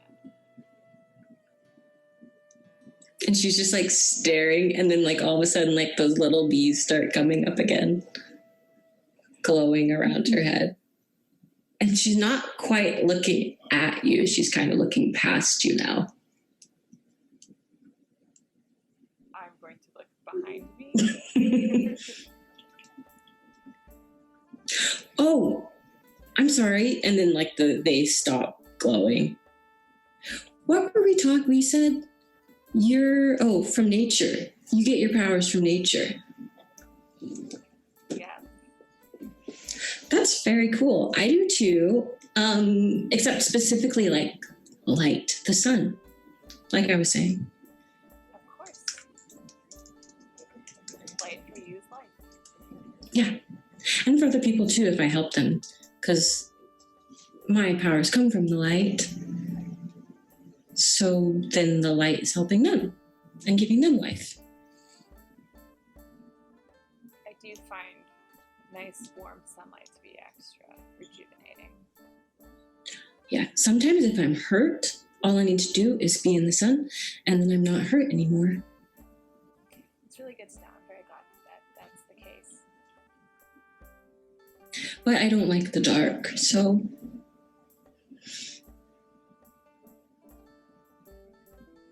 But nights are amazing. Well, nights are okay because then there's the moon, and then the moon reflects light, and so there's still light, and there's stars and stuff too, so there's still light. I just don't like when it's so dark, like, so dark. That's alright. I'm rather fond of the dark. I'll keep you company in case you're scared. Dark places. Yeah, I mean, it's not necessarily that I'm scared. It's if I'm in the dark for too long, it hurts me. It starts being painful. Oh. And so I don't like to do it. But it doesn't happen very quickly. It's like hours probably. Okay. Is artificial light in the dark okay? And you see Dawn like reaching into her satchel, because of course she has the satchel with her always. And just writing, like, it's a medical journal. She's writing notes to keep in case you are hurt. Mm-hmm. What do you mean, like fire or like glowing or like from magical things? I think mostly sunlight is the only thing that works. So if it's magic, but it's sunlight. Okay. Need to actually make note of this. About this time, you'll see Oren kind of walking outside and taking a big stretch and kind of rubbing his eyes out and putting his quarterstaff that he was using as a pillow back in its little sling. And he looks over towards Stalwan and sees Jacaranda and just, boy, the sisters. Are you? And he's gonna slowly approach and go, have you been sent by one of the sisters of the Crimson Wood? And he's gonna bow. There was a fox, and it was like a red color. And I think it was a girl, so maybe it was a sister. He'll slowly look up, kind of It's the most pure answer. Oh, I'm sorry. I presumed, I saw, are you like sort of a living tree? That's incredible. Well, I am alive, and I'm mostly a tree, I think. I've never seen anything like you.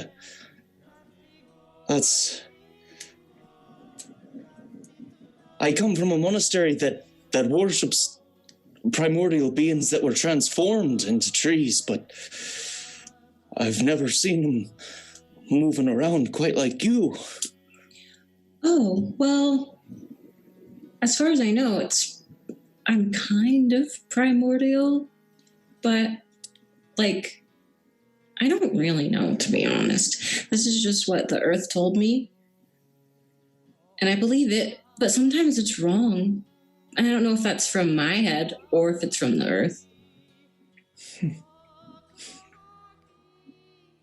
Well, you can always trust the ground. It's quite solid. Except when it's mud, and then she just, like, stamps down. And being a halfling, kneel down at this moment is like...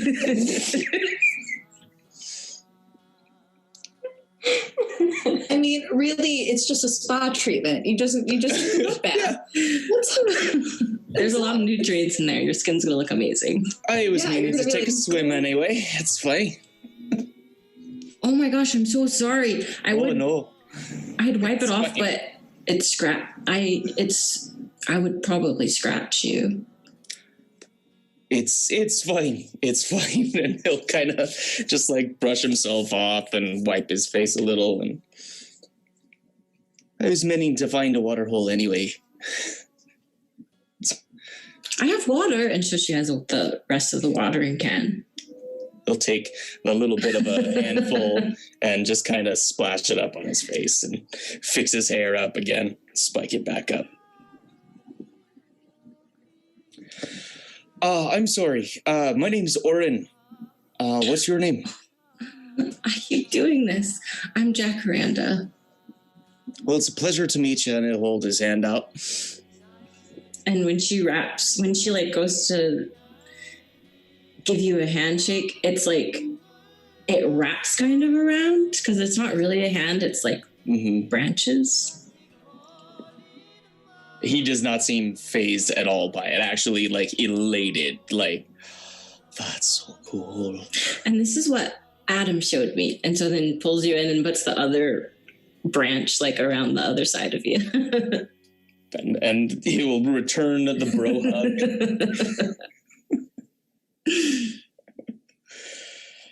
Well, it's a pleasure to meet you. Are you a friend of Adam's, or are you just passing by? People keep asking me that, and I don't know what makes you a friend, because I have a lot of friends, animals. Well, what trees. brings you here? Oh, so there was some worms, and a fox told me that it was causing problems, and so I needed to help them, or they asked me to. They didn't say I needed to. They asked me nicely, and so I came to find out what was going on, and then I met people when I found one worm, and then the one worm turned into two worms, and then the two worms, like, disappeared and went into the ground, and then I came back here. There was a bird. One of the birds. There was a lot of birds, but there's one There's bird. quite a few. There are many. I know I'm not remembering something that did. That was mostly what happened. Well, if you're here to, I guess, help the town with the worm problem, then we'll be helping you as well. Well, I guess helping the town is like part of it. Yeah, me and my friends, we were passing through, and I don't actually. Where the hell are they? Because I told them to wake me up for second watch, and here I am waking up under my own power, and it's already light out. Well, how do you know how many watches happened? Maybe it is the second watch. Well, usually it's nighttime when you're doing a watch, but. And he's going to go back downstairs, like, he's not going to do anything, but he just wants to see his Aridin and Mara, like, still passed out. See, funnily enough, as this conversation was happening, I feel like as Orin turns around to start heading back in, Ashtalora comes flying, like, lands on Orin's head, and then jumps up and flies over to Jacaranda and nestles on her shoulder. So Astalora seems to know ya. Oh, this is the first one I met. So this would be my longest friend. If everybody's my friend, then this one's my longest friend. I would say based on this interaction that you are friends, yes. We are. Okay. So this is my longest friend. Gonna die. That's so cute. 911, I need to report a murder. I'm okay. Composure. I feel like Ashtalora, I feel like some people, like, at least when I watch Critical Role, it seems like Caleb controls his familiar. Like, it's important that Ashtalora does her own thing and helps Aridin sometimes. Mm-hmm. Yes, like it's not true cat is what I'm yes. hearing. Yes. She has a little home in the Feywild somewhere, but she's very much like a cat. She's gonna be pissed when she finds out what I'm gonna do to her. Oh yeah, too. She's gonna hate it. Well, if Astalora is a fan of you like that, I can obviously tell you're very trustworthy, and I consider you a friend. Wow. I'm getting a lot of friends.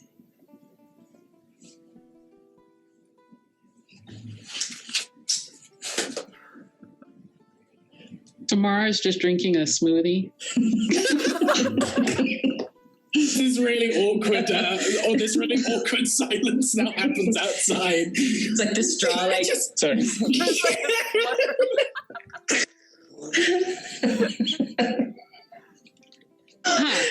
Great. So everyone has met. Okay, yes, cool. I have taken my smoothie outside. Great. So everyone has met.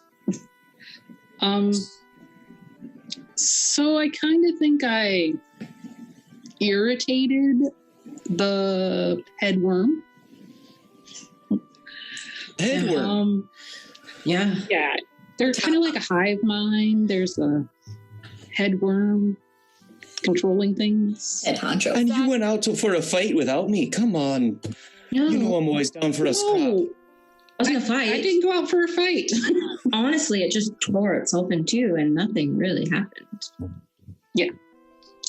So either we need to spend the day finding where this headworm is, or tonight maybe the headworm's going to find us. Because I kind of irritated it.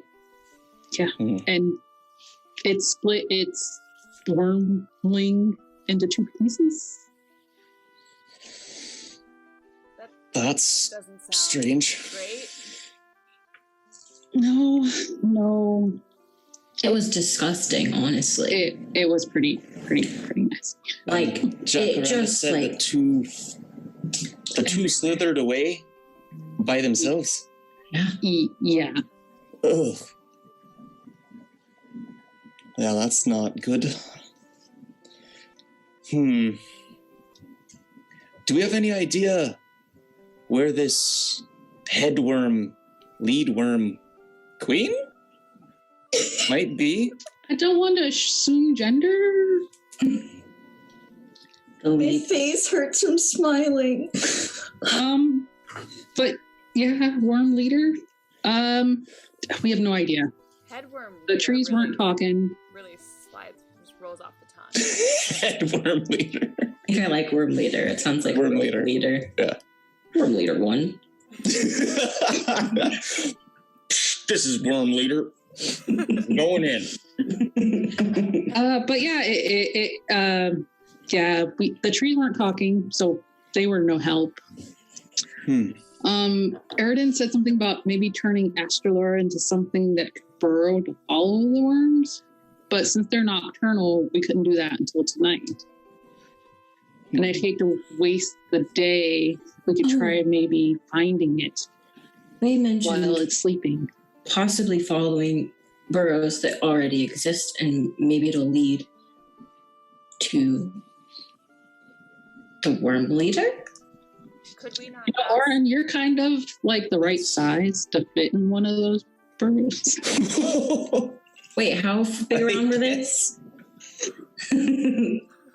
I guess I could do a little. I was going to say they're like large dog size, so it would be a squeeze. A little bit of a squeeze, but still, I guess I could take a wee gander, but I might. Or maybe be able send to your have little Jack friend. do it. Yeah, Jack.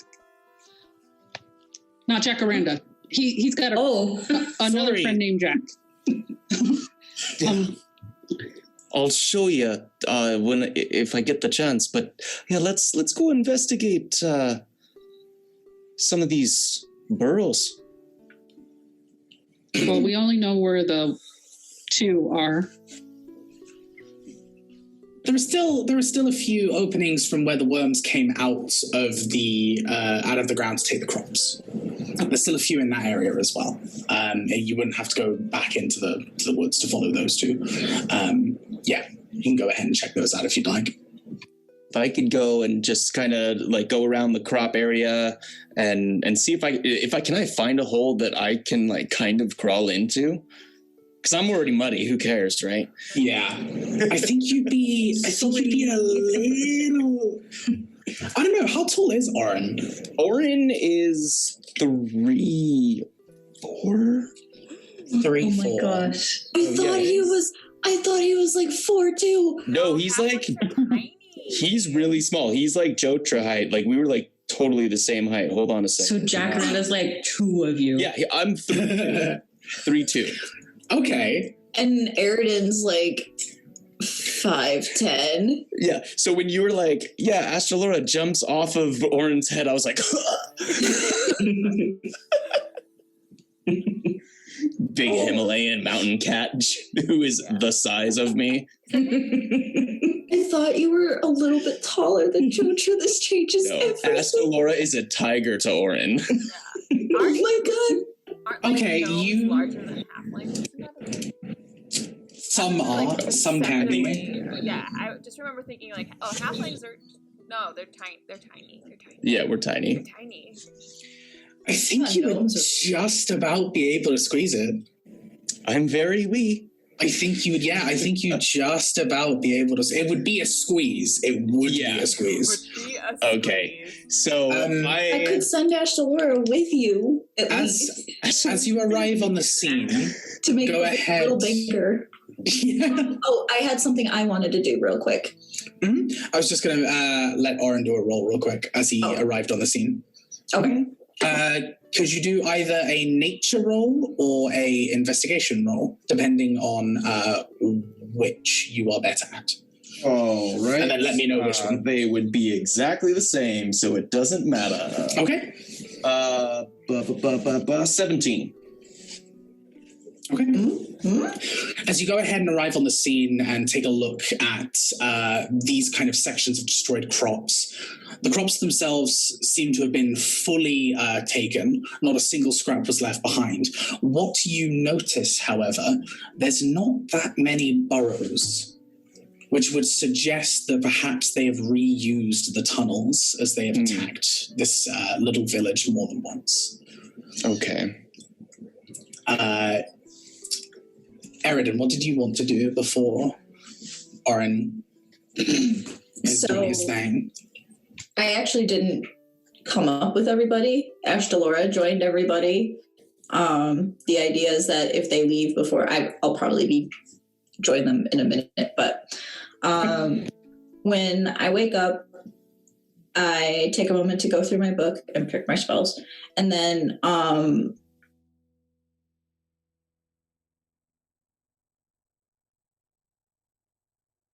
that Jotra gave me. And I want to cast Sending. Okay. Jotra, if you can hear me, please let me know that you're okay. I miss you. Hope to see you soon. I can't remember if it's 20 or 25 words. 25. Okay, cool. That all set. Okay, roll a D100 for me. You pooping? No. I'm sorry, what was that question? Did I hear that right? Eridan is not Jester. Eridan is not Jester. God damn it. That's what I thought I heard. Yeah. Sorry. No, I'm not quite that chaotic with the spell. Hello, gentlemen. It's me, Jester, your daughter. 86. Okay.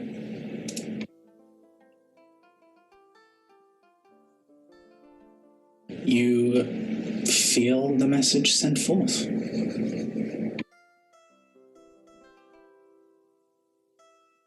I would sit and wait. And after hearing nothing but silence, I think I would hear the rest of the party upstairs. I'm going to check the one pouch that I have that now has Jotra's little sound rocks. I check for those. Make sure Soup's note is in there. Make sure it's tied up tight and secure. Grab my sword and join everybody. All right, awesome. Is everyone following Oren onto the scene, or is there other business that we would like to conduct?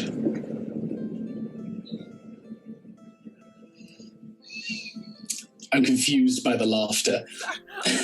Oh no! Oh, I see, yes. We're in later to work, squadron. What's your 20? Yeah, in our Zoom chat. Also, So I had that part of Star Wars in my head. Where it's I know, that's what I was thinking. Gold leader standing by, red leader standing by, worm leader standing by. When I heard Worm Leader, that was the first thing I thought of. Oh, yes. I literally just Under One watched Worm Jedi Squadron. like What's your yesterday. RPGs Anonymous and Encounter Roleplay. Thank you very much for the raids. I didn't get a chance to chat with Encounter as all of that was going on, that wonderful roleplayness. Thank you so much for the raid. We are currently raising money for the Philippines. We are doing a few games across the month, and Mind of the Master is also taking part on Friends Who Roll Dice in order to raise money. In case you are not aware, the Philippines was struck with some quite horrendous storms that have crippled a lot of the infrastructure of the island. We want to go ahead and raise some money. We have already smashed through our first goal, and we are incredibly grateful for that.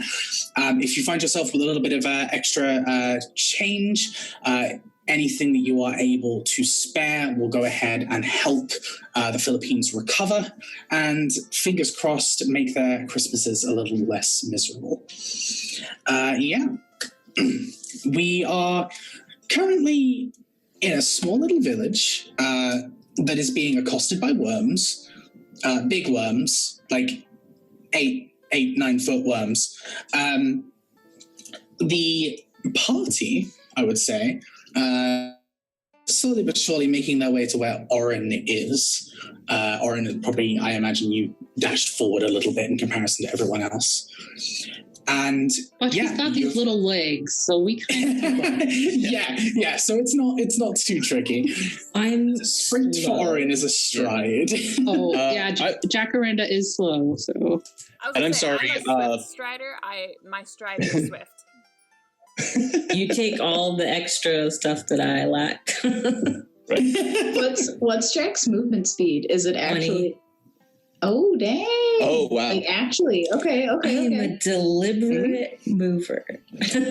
Yes, it is an Enkaima race train. Interesting.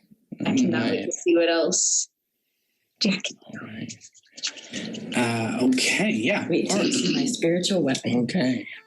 So Orin's going to pop out of the hole and kind of. I feel I can get some grease. he's just gonna. You're like a little gopher, just not like head first, but he's gonna army crawl. Just does anyone have back up, and he's just like, "All right, well then." Oh my god! No, he's gonna army crawl like back out of the hole because he went like in head first. Okay, but does anyone have that grease spell though? Just like slick him up. Well, slip and slide. The way I figure it, there's not many burrows that breach the surface, so I think they might be using the same tunnels to go to and from. Now, they get a wee bit tighter, so it's kind of hard for me to squeeze in. So, let me try something. And just real quick for Mel, just so you know, Orin, he's a halfling. He's got like bright red hair, super pale, very Irish looking. He wears a black gi, and on his chest emblazoned is a red tattoo of a tree that stretches up, and it kind of stretches up his neck. Oh, wow. We almost match a little bit. Because I have like a tree right here, like woven out of like fibers and stuff. That's why he was very excited to meet you. But you'll see him, his tattoo actually starts to like pulse with energy, and then this like fire energy will come down his arm and like drip molten magma down his hand as he places it to the ground, and he lifts it up really fast, and up pops a small molten rock golem about 1 foot high. And it just... Hello, Jack. Jacaranda. Jacaranda, this is Jack. Jack, I want you to go crawl through these holes and see if you find a nest of a lot of worms. If you do, I want you to let me know kind of where it is. You got it? Its little molten head turns to the hole, turns back to you. Salutes goofily with its not quite a hand, and then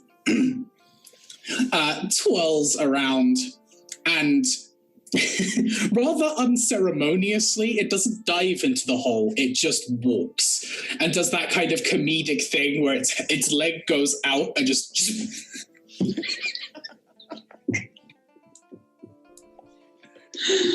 you hear the slight of it hitting the bottom of the burrow, and then it does the little thing again where it's just Please don't hum if you get close to the worms.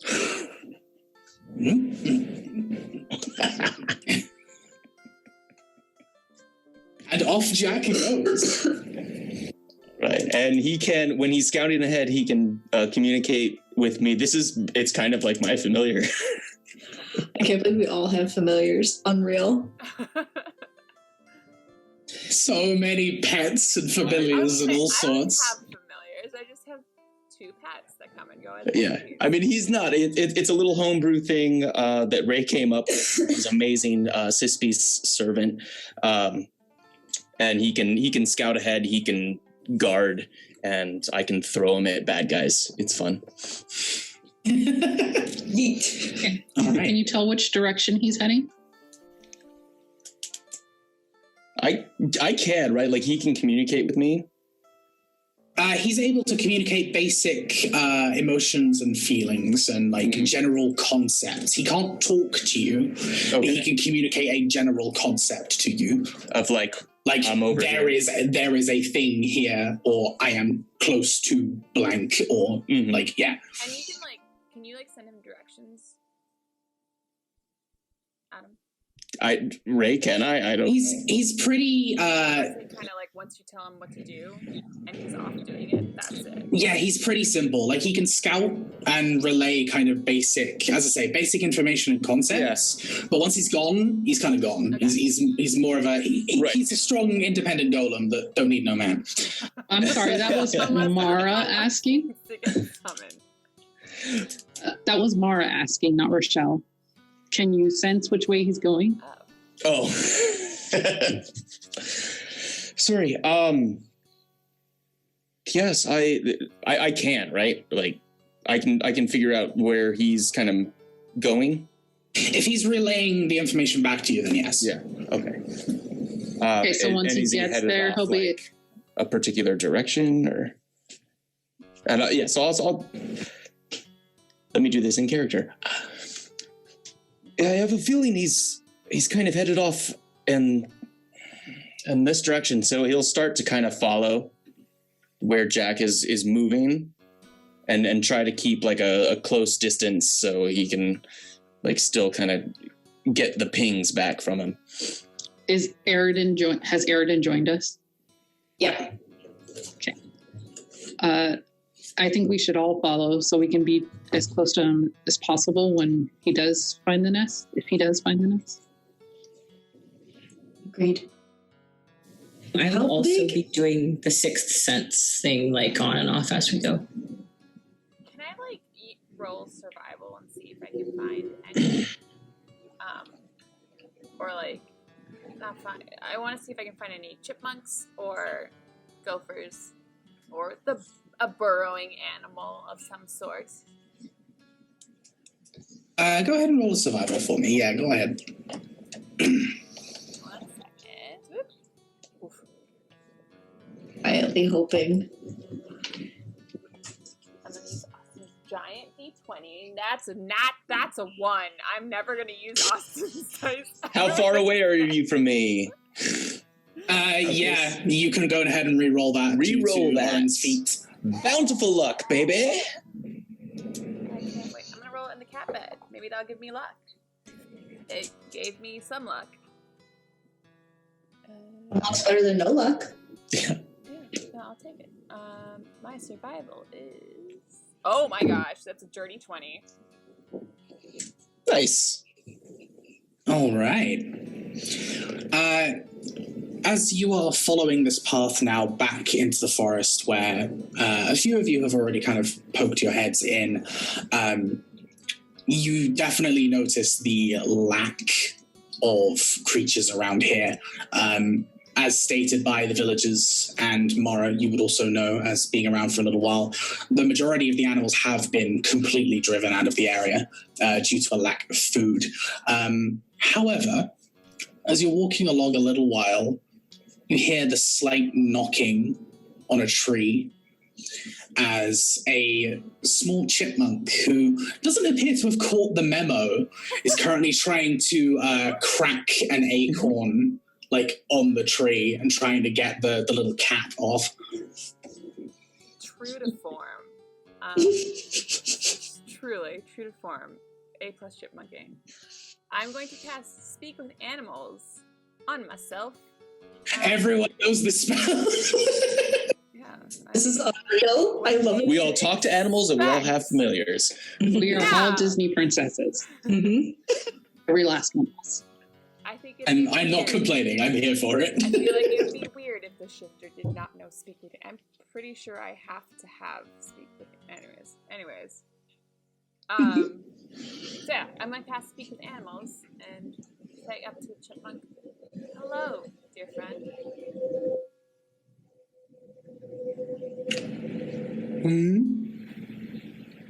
If you could give us some help, do you know where there are giant, or how do I word this?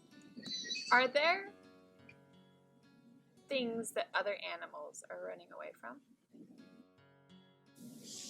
He, as you've now gotten his attention, he's just... Why don't you big chipmunks have hair? I would like to point out that Dawan is covered in a slight downy fuzz, so she does in fact have some hair. Oh, Ray knows that. The chipmunk is not the sharpest tool in the shed.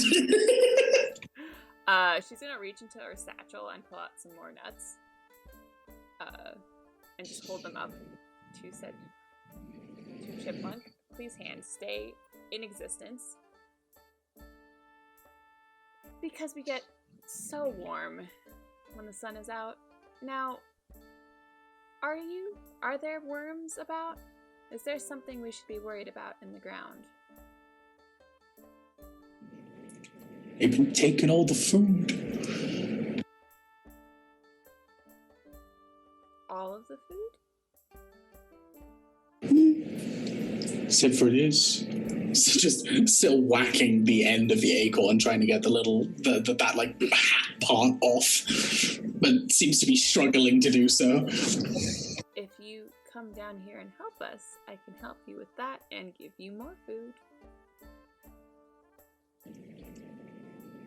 That'd be good. What do you need? We just need to know where there are lots of them. If there's a den or a burrow of the worms. I don't know. They just come out of the ground and take the food. Is there a place where they come out in droves? Where did they first come out?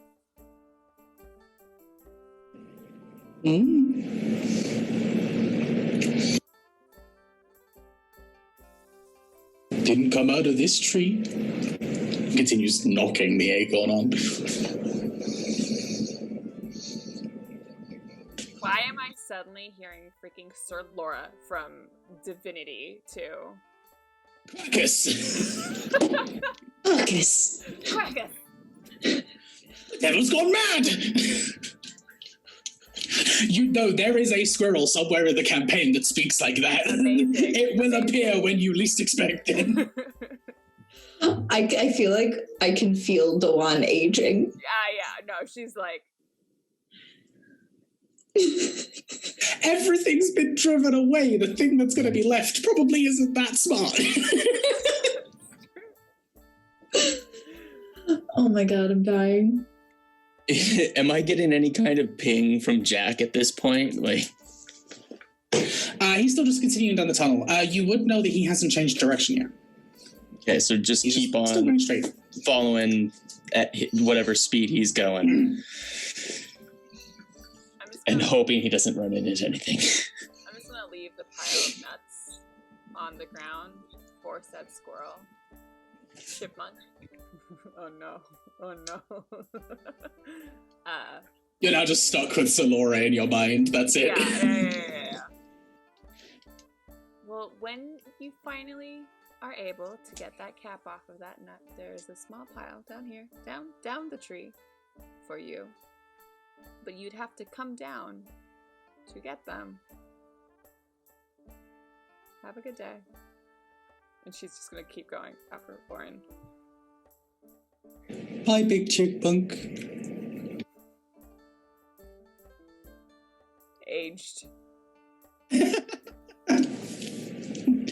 It's still like whacking this. I'm not realizing that all it needs to do is pull. It's still just whacking going against the. Out of all the rescue rangers, like you had to get Dale. It's like driving it on harder. Like, it's gonna be harder to take it off now. Exactly, it's just making its life harder for itself. Okay. Oren. You get a strange, that kind of strange feeling again from Jack as the message is being relayed. He's gone down. Seems it's digging deeper. Right about here. As you begin to, as you continue to walk along this little path that Jack is kind of leaving before you, there's a small break in the tree line as you see what appears to be a rather large, either a large pond or a very small lake, depending on how you look at it. A body of water, and that appears to be where the burrow has gone down along, kind of just before the walls of the water and then further down. Okay. So should we wait to see if it comes up the other side, or? Yeah, do I get the sense that it's like the burrow is going into the water, or is it like down underneath? Like, is it... The burrow hasn't gone into the water. It's kind of skirted along the sides of the waterbed, and then gone down underneath the pond. Okay. I'm assuming at that point, Jack being Molten Rock, he's pretty useless at that point. He's not actually in the water. He's just seems to be underneath the lake itself. So he's still going. He's still going. Okay, well, topside. As we approach the shore, I'll go, Jack continues deeper, but still further into this pond or here. So, well, I was hoping for a wee bit of a bath anyway, and he'll kind of strip down a little bit just to his skivvies, and he'll just dive in and take a little swim, see what he can see in the, what is it, 2 minutes plus your constitution, 4 minutes that he can hold his breath. Right. Okay. Do you have dark vision? No, I do not. No. Okay. So you can see quite a bit of kind of like the surface line. Obviously, it's difficult to see in the water anyway. But as soon as you kind of go ahead and get a little deeper, this pond seems to be incredibly deep for just a pond. As you're kind of staring down, you just kind of see an inky blackness looking back to you, the void of the water. Just, it's impossible to see much further down.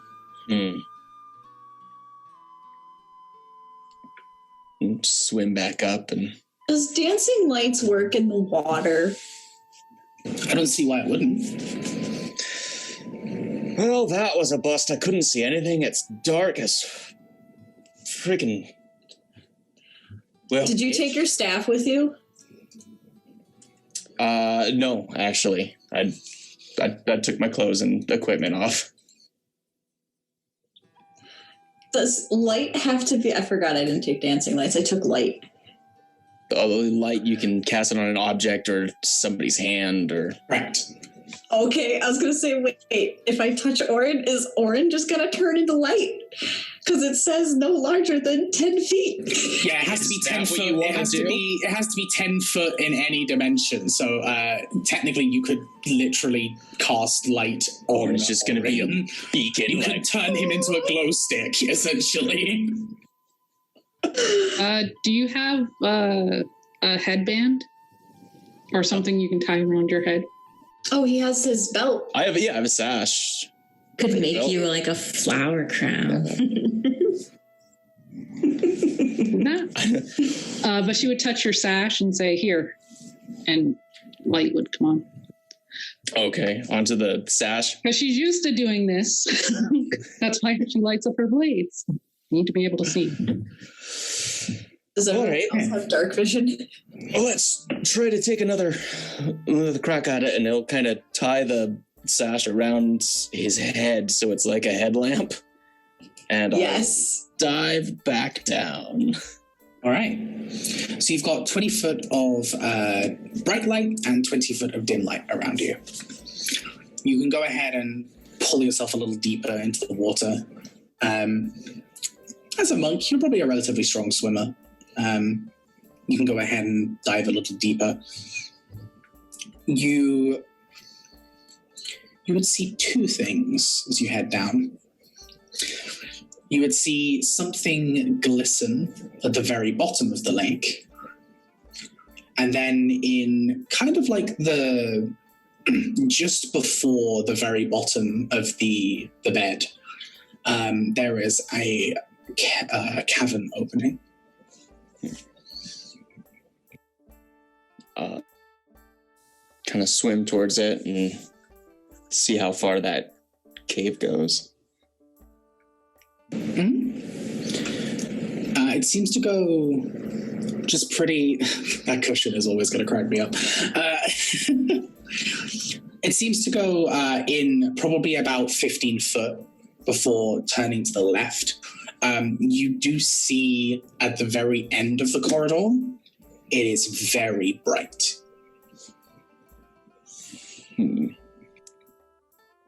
Not torch bright, like bright. Like bioluminescence bright? No, like a light bulb light. Huh.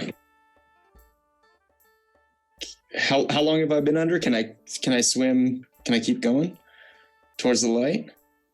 You could probably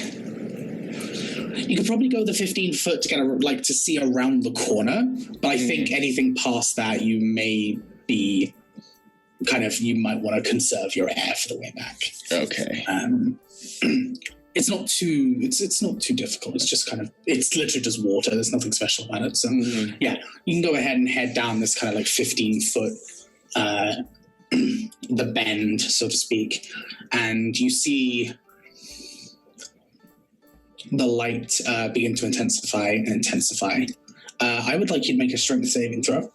Okay. Oh, Adam, never go towards the light. Turn around. 4.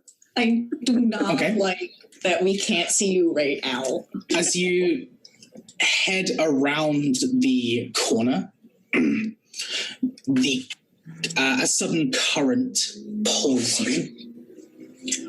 As you find yourself essentially kind of splash mountained down this long, thin cavern. You're pulled by the current, and as you're holding your breath, you have just enough air to keep yourself, although you are beginning to really struggle, as suddenly you find yourself thrown out of this small cavern and into a pool. As you kind of pull yourself up, you have been let out into this cavern that glistens with hundreds and hundreds of these beautiful reflective rocks. Just gonna say worms. Beautiful, reflective, shiny worms. Glistening worms. Oh my god. It appears to be a relatively natural cave opening. There are stalagmites and stalactites scattered around. The cave itself, or cavern, appears to be relatively moist. You can kind of see... Yeah, get over it. Yeah, as you turn around, there's this small, almost waterfall, although it's not quite really high enough, that you have been brought out into. Okay. And then, this small lake. All right. Are there any like offshoots of this cave? Are there any like passages like towards the waterfall, or? There's a passage that continues opposite you down the cavern. It is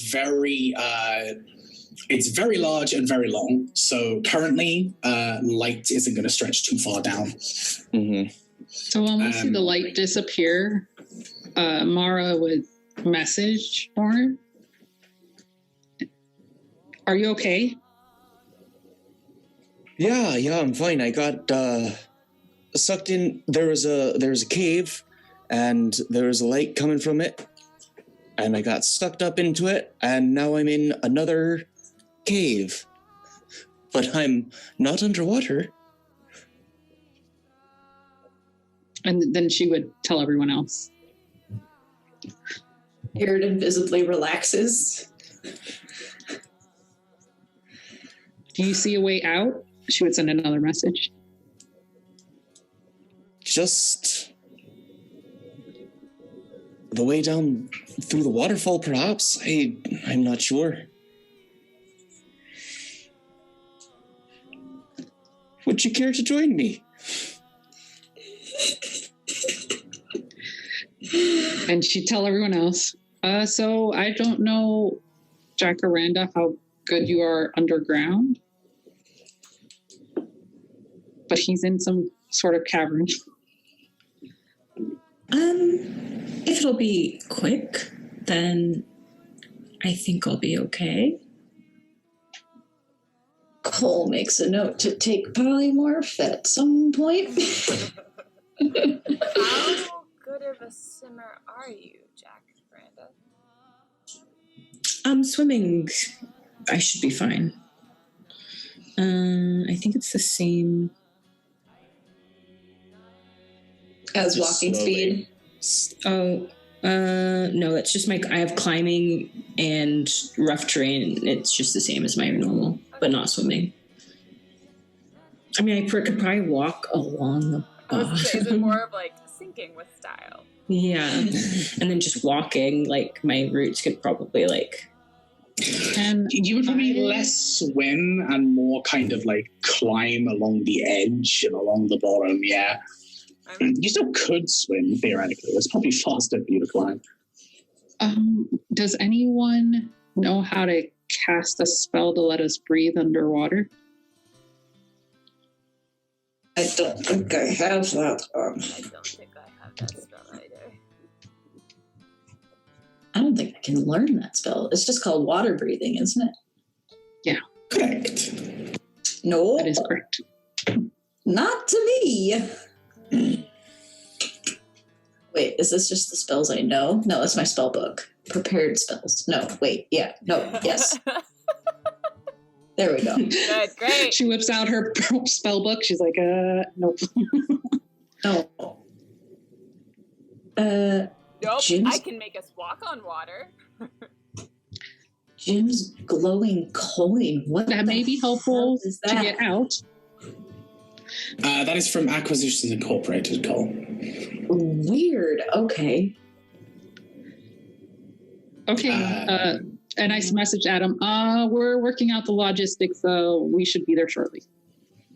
Don't go anywhere. All right. And Orin will just kind of look around, like, because the whole cavern's like shining, right? So like, he's going to definitely go and check out some rocks and kind of just see if he can figure out what's making it glow. If it's like bioluminescence, is this like platinum? Like, So is he in like a lower cave that just so happens to have an air pocket, or did he like come back up? Oh, okay, lower cave. No, there is this cave. Yeah, the air is pretty gross. It's pretty stale and stagnant, honestly. Wet cave smell. But yeah, you didn't come back up. You went down, down, down, down, and then were deposited. We're going down, down, baby. Da, da, da, da. Dallin is just standing at like the edge of the water, like, let's go, let's swim. But she's gonna gather up Orin's stuff. Because he might need that. Smart. I can put it in my bag of holding. Is anyone not a strong swimmer? I don't know. It's just the same as walking speed, isn't it? I was probably the weakest swimmer. If you don't have a swimming speed, it's technically half your walking speed. But I would say that would also depend on like your physique. So if you've got high strength or dex, then you're probably going to be all right. I have 14 in both strength and dex. I have 14. Yes, you're going to be okay. Dex, 7 in strength. Okay, yeah. And Mara's definitely going to be fine. You two are going to be fine. I think the only one who would struggle underwater is Jacaranda, but you also have the climbing speed that you could use to your advantage if you wish to. Okay. So I think you're all relatively okay. If everyone's good, then Mara would jump in. Hey, is that bag of holding waterproof? Yes. Can that bag of holding fit my satchel? Yeah. Can I put my satchel in that bag of holding? I feel like Airden sees you go towards Orin's stuff and will follow you and open the bag. And then I feel like without asking, you put his stuff in there and then your bag. Yeah. We're just going I put my bag in first and then his stuff. There we go. And I feel like I would be like, oh no, that's where I'm like, no, this is my bag as well. I love her so much. I thought you were going to say, can I go in it? Dawan's a strong swimmer. She just doesn't choose to go swimming if she can avoid it. Avoid the splash zone. Much like Asian leopards. Oh my gosh. Ashtalora is not pleased. Ashtalora is pissed. I feel like she flies. Me and Ashtalora could probably fly to where the cave entrance is and just go down. Less swimming. That's certainly a way of doing it, yeah. Airden will join everybody swimming. Ashtalora is going to look at the water and be like, Mara grabs her hilts and says, shine. And the hilts light up. All right. I am now the only one that has... No, Dawan has dark vision. Yes, 2 of us have dark vision now. You're good. You're good. Higher party almost. One by one, you find yourselves in the water, and you would see the same thing that Oren saw. You would see one slight shimmer at the very, very bottom of the bed, and then off to the side, you would then see the cave entrance. You go ahead and kind of dive down, find yourself to this 15-foot kind of passageway. And you also see the bright glow of light coming through the cave. Do we proceed? Do we meet up with Oren, or do we have to kind of look around for him? Well, you're not in the You cave have yet. to get past the... I thought... Get past those... Hmm? Okay. Yeah, no, I guess that's let's do it. And as everybody slowly turns the corner there, I would like everyone to make strength saves. Can it be a dex? Oh no. Right? I wish it was a text. Oh no. I rolled terribly. though. Dexterity isn't going to save you from the pull of a current, unfortunately. Dirty 20. Dirty 20. I rolled a 19. I only have a +1 in strength. And that's because of my spiffy cloak. I have +2, so I rolled an 18. I have a 4. I never played. 12. Okay. So all of you feel the pull of the current as you turn the corner. Dawan and Jacaranda, you are instantly sucked into the current and pulled down in this slip and slide from hell, essentially. and are ripped down. You feel the water beginning to speed you up almost as, again, cartoonishly. And Orin, you would hear the as they are thrown out of this little pipeway and now into the pool of water that you found yourself. Mara and Eridan. Sorry. Yeah. I was just going to say, Mara and Eridan, although you are still pulled, you are, just due to your kind of natural resilience and strength and perhaps practice, you are far more in control, and you can kind of a bit more gracefully exit and land into the water below. Or does that vampire, land and bounce type thing? All right. And the tails do the Matrix coat billow. See, I like to think Right. Dawan, The underworld. Nice. I like it. Dawan looks like freaking Yzma after she gets dumped down the wrong. Like, she's just like, she lands on her feet, but she's like, I am not pleased. Orin will kind of bring his hand out and go, that was the same kind of thing that happened to me. And kind of give you a help up. Oh my god, that's beautiful. Mara ties up her hair, which is now no more fro. No, it's okay. We'll fix it. Prestidigitation's another cantrip I didn't take. Like, why did I not take that? Right, now that Soup's not here, we don't have our dry cleaner anymore. I know. What the fuck? Erin's trying to get the hair stuck out of her horns. Pulling yourselves out of the pool and now into the cavern itself. You also see this large damp cave full of stalagmite stalactites and these bright glowing crystals. Jacaranda, you are the one who would probably notice this primarily. Mm-hmm. This is not artificial light. You instantly feel the regular rejuvenation of sunlight against your skin.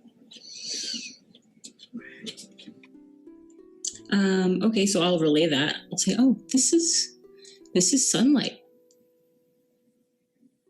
Way down here, that's very peculiar. Can we see where it's coming from? Like it. Are these crystals similar to the ones like the singing crystals? The singing crystals are kind of like these large, more kind of bluish crystals. These are like tiny, I suppose, citron would be like the closest, or citrine, or however you say it, would probably be the closest. It's kind of like this yellowy amber. They're teeny tiny crystals that are all like layered in just these sheets almost. Ever heard a story about the crystals? Go ahead and roll a history check. Why not? Can I roll like a nature check to see if they're naturally forming? Or like... Yeah, sure. Absolutely. 12.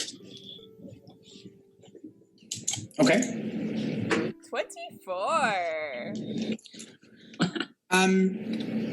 There are certainly a lot of different kinds of crystal in the world. The world is still embedded to a degree with kind of a faint magical essence. That's just how Veka has always existed. You imagine that these are definitely something a little odd. You've probably heard a few stories of a few different kinds of crystals that have specific properties just due to how they kind of brush with that magical aura of the world sometimes. The one, although these are clearly magically infused somehow, they are naturally occurring. How, like, hard are they in the walls? Or, like, where are they, and, like, how difficult would it be to get some out? They're currently kind of scattered across the left and right to the walls. As the cavern continues down, it continues down into darkness. But you do see a small pocket of light at the very, very, very end of your vision in this tunnel. In terms of these crystals, they are embedded into the rocks that they are currently on. You could definitely remove them, but you would need tools to do so. So, Oren, do you still feel Jack? Do I? Yep. Still walking. Is he underneath us? Is he above us? Where is he at? He seems to be slightly underneath you. And ahead. He seems to be about that direction. We see little lava Are there footprints. No, I don't think he's been in the area, but because he's just continuing underneath. But is there any passageways like in the direction that I feel where Jack is at? What was that? Sorry, you cut out a little bit on my end. Are there any like tunnels or passageways in the direction that I can feel Jack's presence? Just this continuing, like, open cavern. Oh, so it's like huge. It's huge. Yeah. Oh, and Jack's still in the burrow. The tunnel. He's like underneath. Oh, okay. If he had come in contact with water, it pretty much put him out. So I can still feel him. He's headed that direction. If we wanted to follow. Looking around the cavern, there's no, like, slime from worms? Not in this room, no. Not in this room. Oh, no. Are there other rooms? Sometimes that just means not in this room. Come on. It's a very large room. You never know. You never know with Ray. It might mean that. It might not mean that. Okay.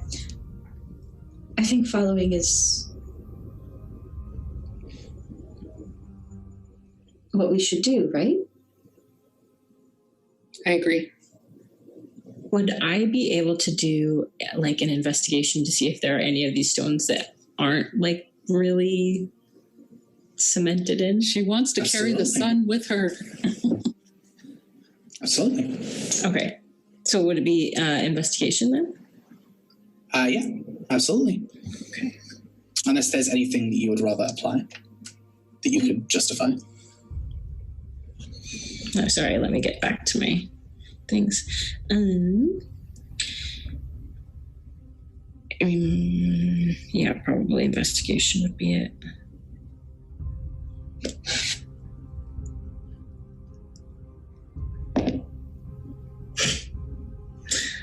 $11. Okay. As you're taking a look, there are a few that are definitely far, far, far more embedded. And would require more specialist tools. Mm-hmm. However, there are sections that have been here for a long, long time and have begun to erode. Any kind of basic pickaxe or blunt, like a solid metal blunt object, you would be able to go ahead and chisel it out, essentially. Mm-hmm. There might be something in your pack you'd be able to do it with, maybe not. Depends what pack you took. Yeah, let's see which one I did. Do you ask anyone else for help? Yeah. I would ask if anybody has tools. I could possibly use me quarterstaff, but I left it topside. Oh, no, we have it. I'll pull out the bag of holding and... I actually have a mace as well. What? I take out my lockpicks and see if I can get one of the smaller stones. Sure. Roll a dex check. I have daggers. Oh, I too have a mace. Dagger might. I was like, my wooden quarterstaff might be able to Mace help. Everyone's like, cleric nah, I got a gang. mace. Mace cleric gang. All of the maces. If Leona picks a mace, it's it. I like the idea of me like taking my satchel out of the bag of holding and from the satchel pulling out a Face. 22. 22. Okay. It's a little tricky. You kind of take a look and go for the it's not the smallest, but it's one of the smaller ones. You go ahead and pick at it with your lockpick. It takes a little bit of kind of chiseling. This particular lockpick may not be able to be used as a lockpick without a quick repair, but you are able to take out a small sample of this crystal. And it feels warm, pleasantly warm to touch. I hand it to Jacaranda. You said there were stalagmites and stalactites? Yeah, the stalagmites will be kind of scattered across the ground, so you'll have to watch your step. The stalactites are probably about at least 20 foot. And It's kind of are there huge. those stones inside of those? There are some scattered above and below. Can I like climb on the walls and onto the ceiling to get to one of the ones that have it in it and just like try to hit it with the mace? And I'll It's going to be a strange sight, but you certainly could. Tell everybody to move out of the way from below. I head more towards the exit just in case something blocks things. That's true. It might cause a problem. Okay. As you're having these small discussions, your voices echo, and just a little echo, kind of just in this large cavernous expanse. You then watch as Jacaranda's body begins to change slightly, almost. Her arms and legs begin to almost unravel and kind of turn more purely into these kind of vines and roots. As she presses herself against the wall, the roots kind of almost take a life of their own, as she slowly begins to kind of almost the creepiest Spider-Man you've ever seen just begins to scale up this cavern wall. You can indeed bring your way right up to the top, and go ahead and roll an attack roll for me. Where do I have it? And Oh no. That is 11. Again. Okay. You go ahead and swing your mace forward. You crack it. There's a ringing sound of metal and stone that just cascades and echoes in both this cavern and down the corridor itself. There's like a slight cracking sound. So you go ahead and pull back and hit it again, and this entire chunk just flings off. Kind of floats in the air for a moment and crashes against the ground. Can I come back down? Yeah, absolutely. And did it like break once it hit the ground? Just hoping. Roll a d20 for me. 6. Okay. So this the rock has just kind of crashed and crumbled and fallen away as you hear it again, another echo as it hits the ground. A lot of the crystals themselves have also appeared to have been damaged, but there are 6 that are salvageable. Cool. So it'll look really weird to everyone else, but I'll grab them and I'll just like put it against myself, and then it'll kind of like grab them. So then there's like little glowing stones. Stop, it's so... And And now I always have sunlight. I won't have to be scared of the dark. The aesthetic is so strong. Awesome. Be still my beating heart. Yay. All right. You have, including the one that Mara took, you have 7 Sphinx crystals. What are they called? Sphinx crystals. Sphinx or Finks? Sphinx.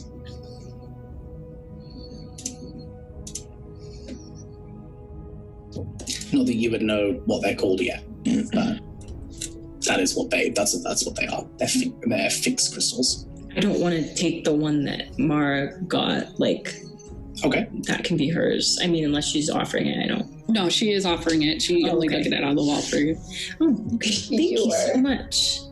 Thank you so much. Everyone's so pure and humble and friendly. I love it so much.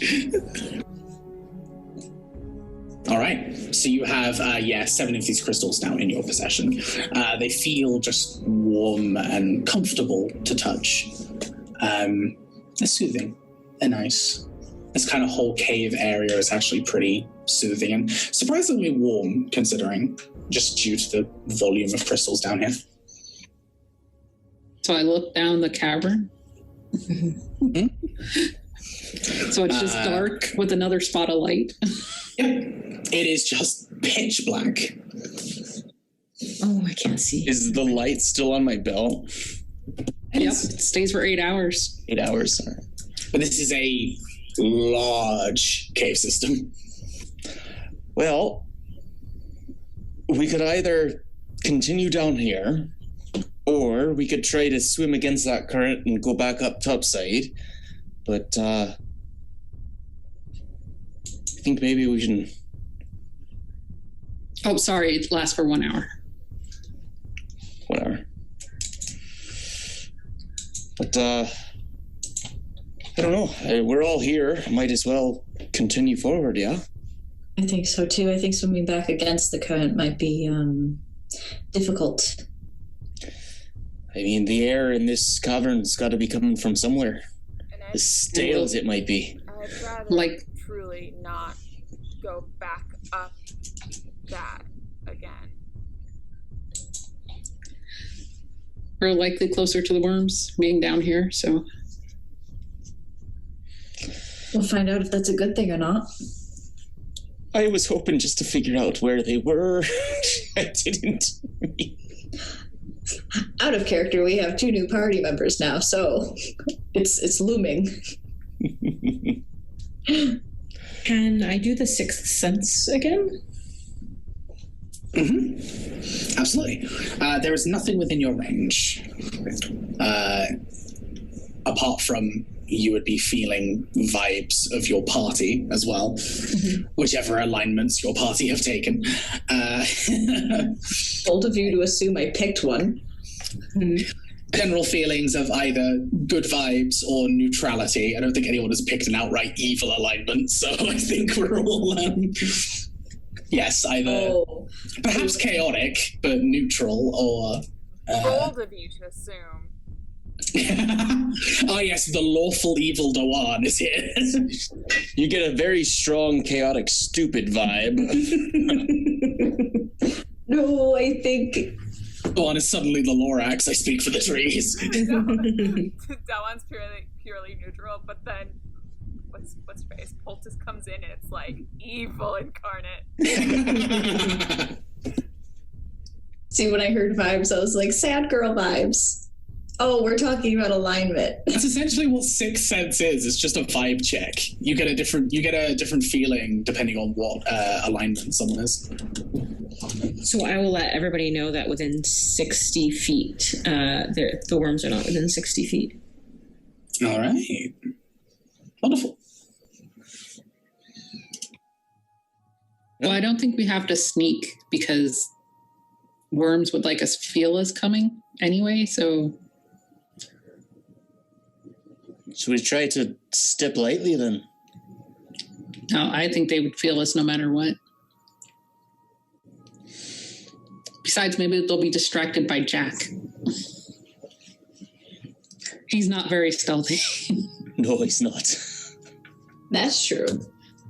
At least I got him to stop humming. So we continue down the cavern. Besides, everyone's already heard that noise with the crystals and Pumping. Yeah. Mm-hmm. Just following the little radar pings of Jack. Uh-huh. You set off, find yourselves walking down this incredibly large cavern. As you're walking down the corridor with your various sources of light emanating, there are indeed small puddles and ponds of water as you go ahead and continue on. Looking around, you see small, strange insects also mixed in down here. If anyone were to pay attention to the water too much, you would also see small, strangely colored fish that also dance within the water itself. Seems like it's its own microbiome down here as you carry on forth. The cavern continues as you go ahead and find this next source of light. It appears to be another cluster of these crystals. Whereas the entranceway was full of these crystals, the further you go into this cavern system, the more it just turns into small clumps here and there that light your way, kind of. It probably takes a solid 10, maybe 15 minutes of walking beyond this. You find yourselves opening out to a far, far, far larger cavern. It's probably about now that you've noticed the slight decline the further you've been carrying on, just slowly down and down and down through the surface. This far larger cavern appears to have multiple waterfalls springing from sections of the wall itself, multiple collections of both the crystals that have received and other crystals that are also scattered around the rather cold and stale air around you. Just due to the size of this room, there's not enough crystals to keep it as warm as your entranceway. You do feel a slight rumble around you as you take a look up. The light that is scattered both from you and these crystals reveal the occasional worm pulling itself out of the wall and re-entering in a different place. You see a few more just traveling generally around. And as you step into the center of this room, there appears to be a large cluster. Looking a little closer, you see pumpkin. You see apples. You see corn, wheat. You also see mushrooms, acorns, seeds, a large collection of various different kinds of foods. Also covered with this kind of iffy, that kind of Icarus mucus that Jacaranda unfortunately had a run-in with. There are just sections of it that are still covered. And as you go ahead and gather your bearings in here, there's a low rumble that almost seems to shake the cavern. A low screech, almost a roar, that begins to echo throughout all of your senses. You feel your body itself begin to kind of shake at just the sheer volume of these sound waves. The air almost seems to change from its stagnancy to this just kind of gross, almost sticky air And as this feeling kind of surrounds you, we're going to go ahead and wrap up the session. You'll have to find out what happens next week. Oh no. Oh. New friends, I am sorry. I love cliffhangers. Between the five of us, we should be able to talk ourselves out of it, maybe. Hopefully. Sure. We'll see. I'm the only one that's like, yeah, combat. It might not necessarily be combat. There's always ways to get out of it. Listen, But There's always a way out of it in Vegas. Unless the dice just say no. And then combat's the way out. And look, if I die, if I get knocked out in this combat, we know that it is a trend, not a coincidence. And Jesse's gonna I'm not a fight Ray. level bard yet. Thank you so much for joining us today, folks. It is fantastic to see everybody's doing Level 1 Geek. Thank you for the raid. We are just wrapping up our session here. I am so sorry.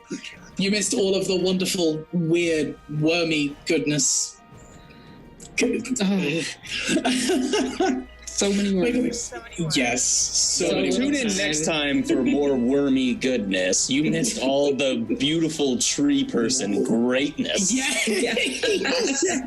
The true highlight of the session.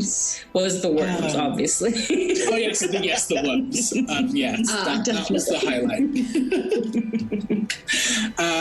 Awesome. We're going to go around the horn here and just let everybody go ahead and plug what they would like to plug. These are wonderful folks, so you should definitely check them out in all the other places they are.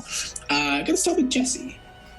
Hi, I'm Jessie. You can find me at Jahoos the Moose on the interwebs. And here on Monday nights, plugging things, I did some merch for the Magnus Archives / Rusty Quill. And if you go to their Public or Redbubble, I don't know. There's Teespring or TeePublic. I think it's TeePublic. I think the site I went to was Redbubble. Yeah, it's Redbubble for sure. But you can check out their merch. They got a whole bunch of new merch. It's really awesome. Good things. Yay. Fantastic. Cool. Hey, howdy, hey. I'm Cole. You can find me at Cole Moriel on Twitter. You can catch me here Monday nights playing Aridin. And starting tomorrow night, you can catch me on Rule of Lore playing in a Waterdeep Dragon Heist campaign. So that's going to be a lot of fun. We're doing two sort of session 0.5s to introduce the characters before the channel goes on break for the holidays. So we'll be back in January. Definitely stay tuned for the art, and also I'm going to be posting a lot more art on my Twitter because I have presents to give people. And if you're looking for people to, if you're looking for someone to commission for arts for like Christmas and things, my queue is a little full, but if you're willing to wait, I would love to draw your brain children, and that's what I got. Back to you, Ray. But also don't overwork yourself, Cole. It is the holidays. Yeah, all the beautiful art that you see here, it's Cole. Ignore this. This is not Cole. Yeah. Sorry. It used to be. Our three backgrounds, the overlays, anything you see on Friends Who Roll Dice, unless it is credited differently, is all done by Cole, including Mind of the Martyr's art, any of the promo material that we've been using, etc., etc., etc. Check out Cole's Twitter, their Behance or Behance, because English, British, yes, go check that out. You can see their whole portfolio, and yeah, commission. Great. Awesome. Adam. Hello, I am Adam. You can catch me at Adam Hardy VO on Instagram and Twitter when I post. Rarely, unfortunately. I'm an introvert even on social media.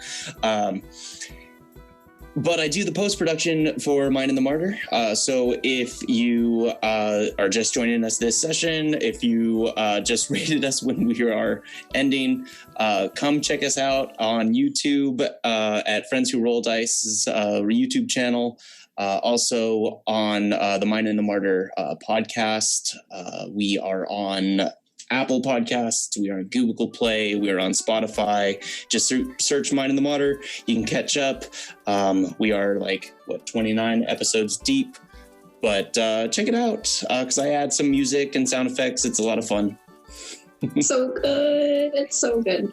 Yes. I'm excited for that worm scream roar, though. Yeah, I do not know what that's going to I always love to see whenever Adam posts in the Discord, like, hey, so new sound effect. I'm like, yes, give it to me.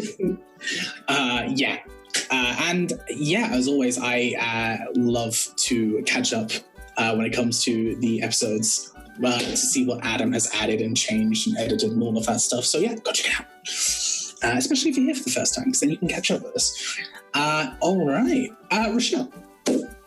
I'm Rochelle, Dragon Gem on Twitch, the Dragon Gem on other socials.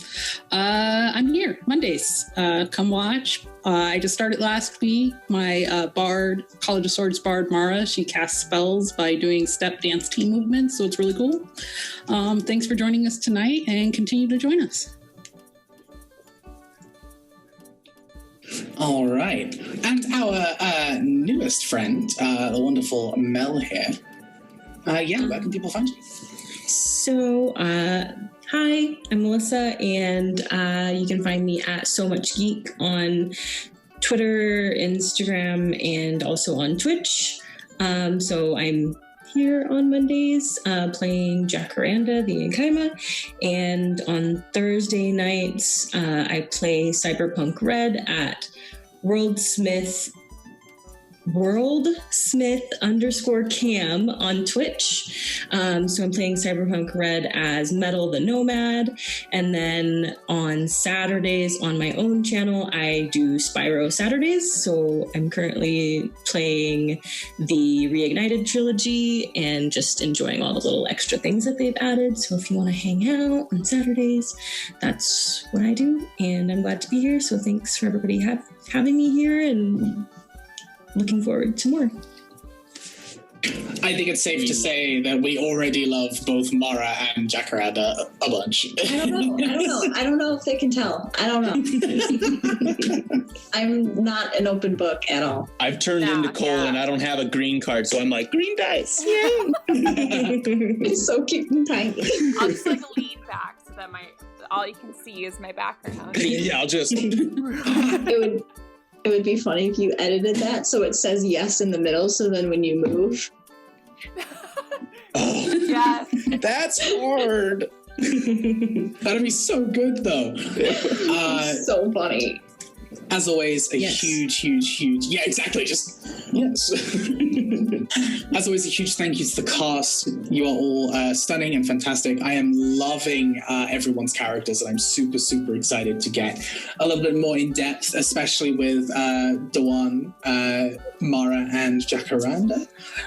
We will have our last, for now, long-term individual joining us with Leona Maple next week. Next week? It'll be fun. Yes. Bam, bam, bam. New friend, new friend. It's been like, if it wasn't for Mara, it would have been back-to-back clerics. Okay, but Leona's joining us next week, and we're in the middle of a worm cave. Uh-huh. Why? How? What? What? Explain. Oh, I know. It's fine. All right. Thank you so much. I am Ray. I am your humble GM and kind of worldsmith of the Mind and the Martyr. It's an absolute pleasure to see everyone. You can find me at Red Mage Ray on Twitter, up above there. You can find me here every Monday on the Mind of the Martyr. You can find me... I'm suddenly just blanking. I'm also a part of the wonderful group Transient Presents. We play every Wednesdays. I've moved to role in that for now. That is Cult Divinity Lost, so content warning for that one. It is high horror, it's gory, it's gross, but it's a lot of fun. So if you're into kind of more horror TTRPGs, then perhaps swing over to Transient's channel on Wednesdays. Time zones are hard. Go ahead and check the Twitter there, and they'll let you know when they are live. You can also find me. I will forget something, so I'm just going to say what I remember off the top of my head. Saturdays, I am playing in a Star Wars Exile campaign. That is a Star Wars Knights of the Old Republic era, currently an alternate timeline, where Revan was never redeemed. 10 years have passed, and Darth Nihilus has fully taken over, killed all the other Sith, and begun his reign over the galaxy, which is pretty fun. I play a Grey Jedi over there. I love him to bits. He's one of the favorite characters I played recently. And yeah, you can find me over on Featherfall every other Sunday. We are wrapping up our Curse of Strahd campaign. We are finally going to Castle Ravenloft to confront Strahd. It is going to be a ton of fun. Damn. Hasn't that been going for like a year now? Yeah. It's been about a year's worth of play that we are now wrapping up.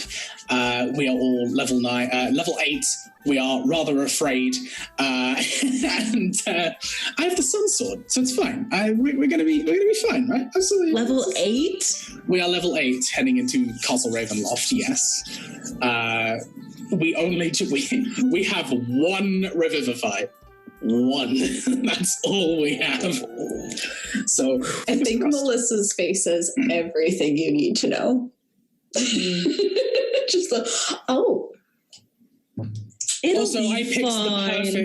picked the perfect class because I was like, this is going to be a really hard campaign. Let me pick the class that hurts itself. I'm playing a Blood Hunter. So wow. However, I'm level 8 and I have over 100 HP. So, it's like, swings and roundabouts. Yeah, it's not bad. When you max out Constitution as your main stat. Still blood in front of vampires. That's smart. Yeah, exactly. It's like, that's an intelligent thing to do. But yeah, my brain just blanked again. I'm really bad at this. Was it no bad key? at this. Yeah, I just saw the cat. I was just like, oh my god. It's so precious. We're going to go ahead and wrap up here. A big thank you to our sponsors, So Nerdware, Granite Coffee, and the soon-to-be restarted DM Emporium. We are still raising money all throughout the month, so please go ahead and check out Friends Roll Dice on Twitter to keep up to date with both Mind of the Martyr news and other news for the channel itself. Other than that... if you like what you saw here, I know we had a lot of raiders, go ahead and hit the follow button down below and keep up to date. We stream Mondays, 6 p.m. PST or PT, I don't know. Time zones are hard, I'm British. And Pacific Standard Time. I have lived here for 9 years and I don't know what when it is. goes PST or PDT. I don't know. I don't care. Get rid of it. 6 p.m. Pacific. PDT and PST. I think it's PST now. I have daylight savings sucks. Time zones are hard. Mm-hmm. Time zones are just very, very, very hard. I've gotten pretty good at it. After the time change, it went to PST, but it was PDT. Mm-hmm. Pacific time. Pacific. May apply. T and ET and GT. Yeah. And BD. OMG. Lord. Yes. go ahead and hit the follow button. Keep track of what's going on there. I hope you have a fantastic rest of the evening. We're going to go ahead and roll a little credit reel here and then go on a raid. So please stick around so that we can go ahead and share the love that you have given us. Thank you so much. Look after yourselves, keep healthy, keep safe, and keep moving forward. And we will see you next week. Goodbye, friends.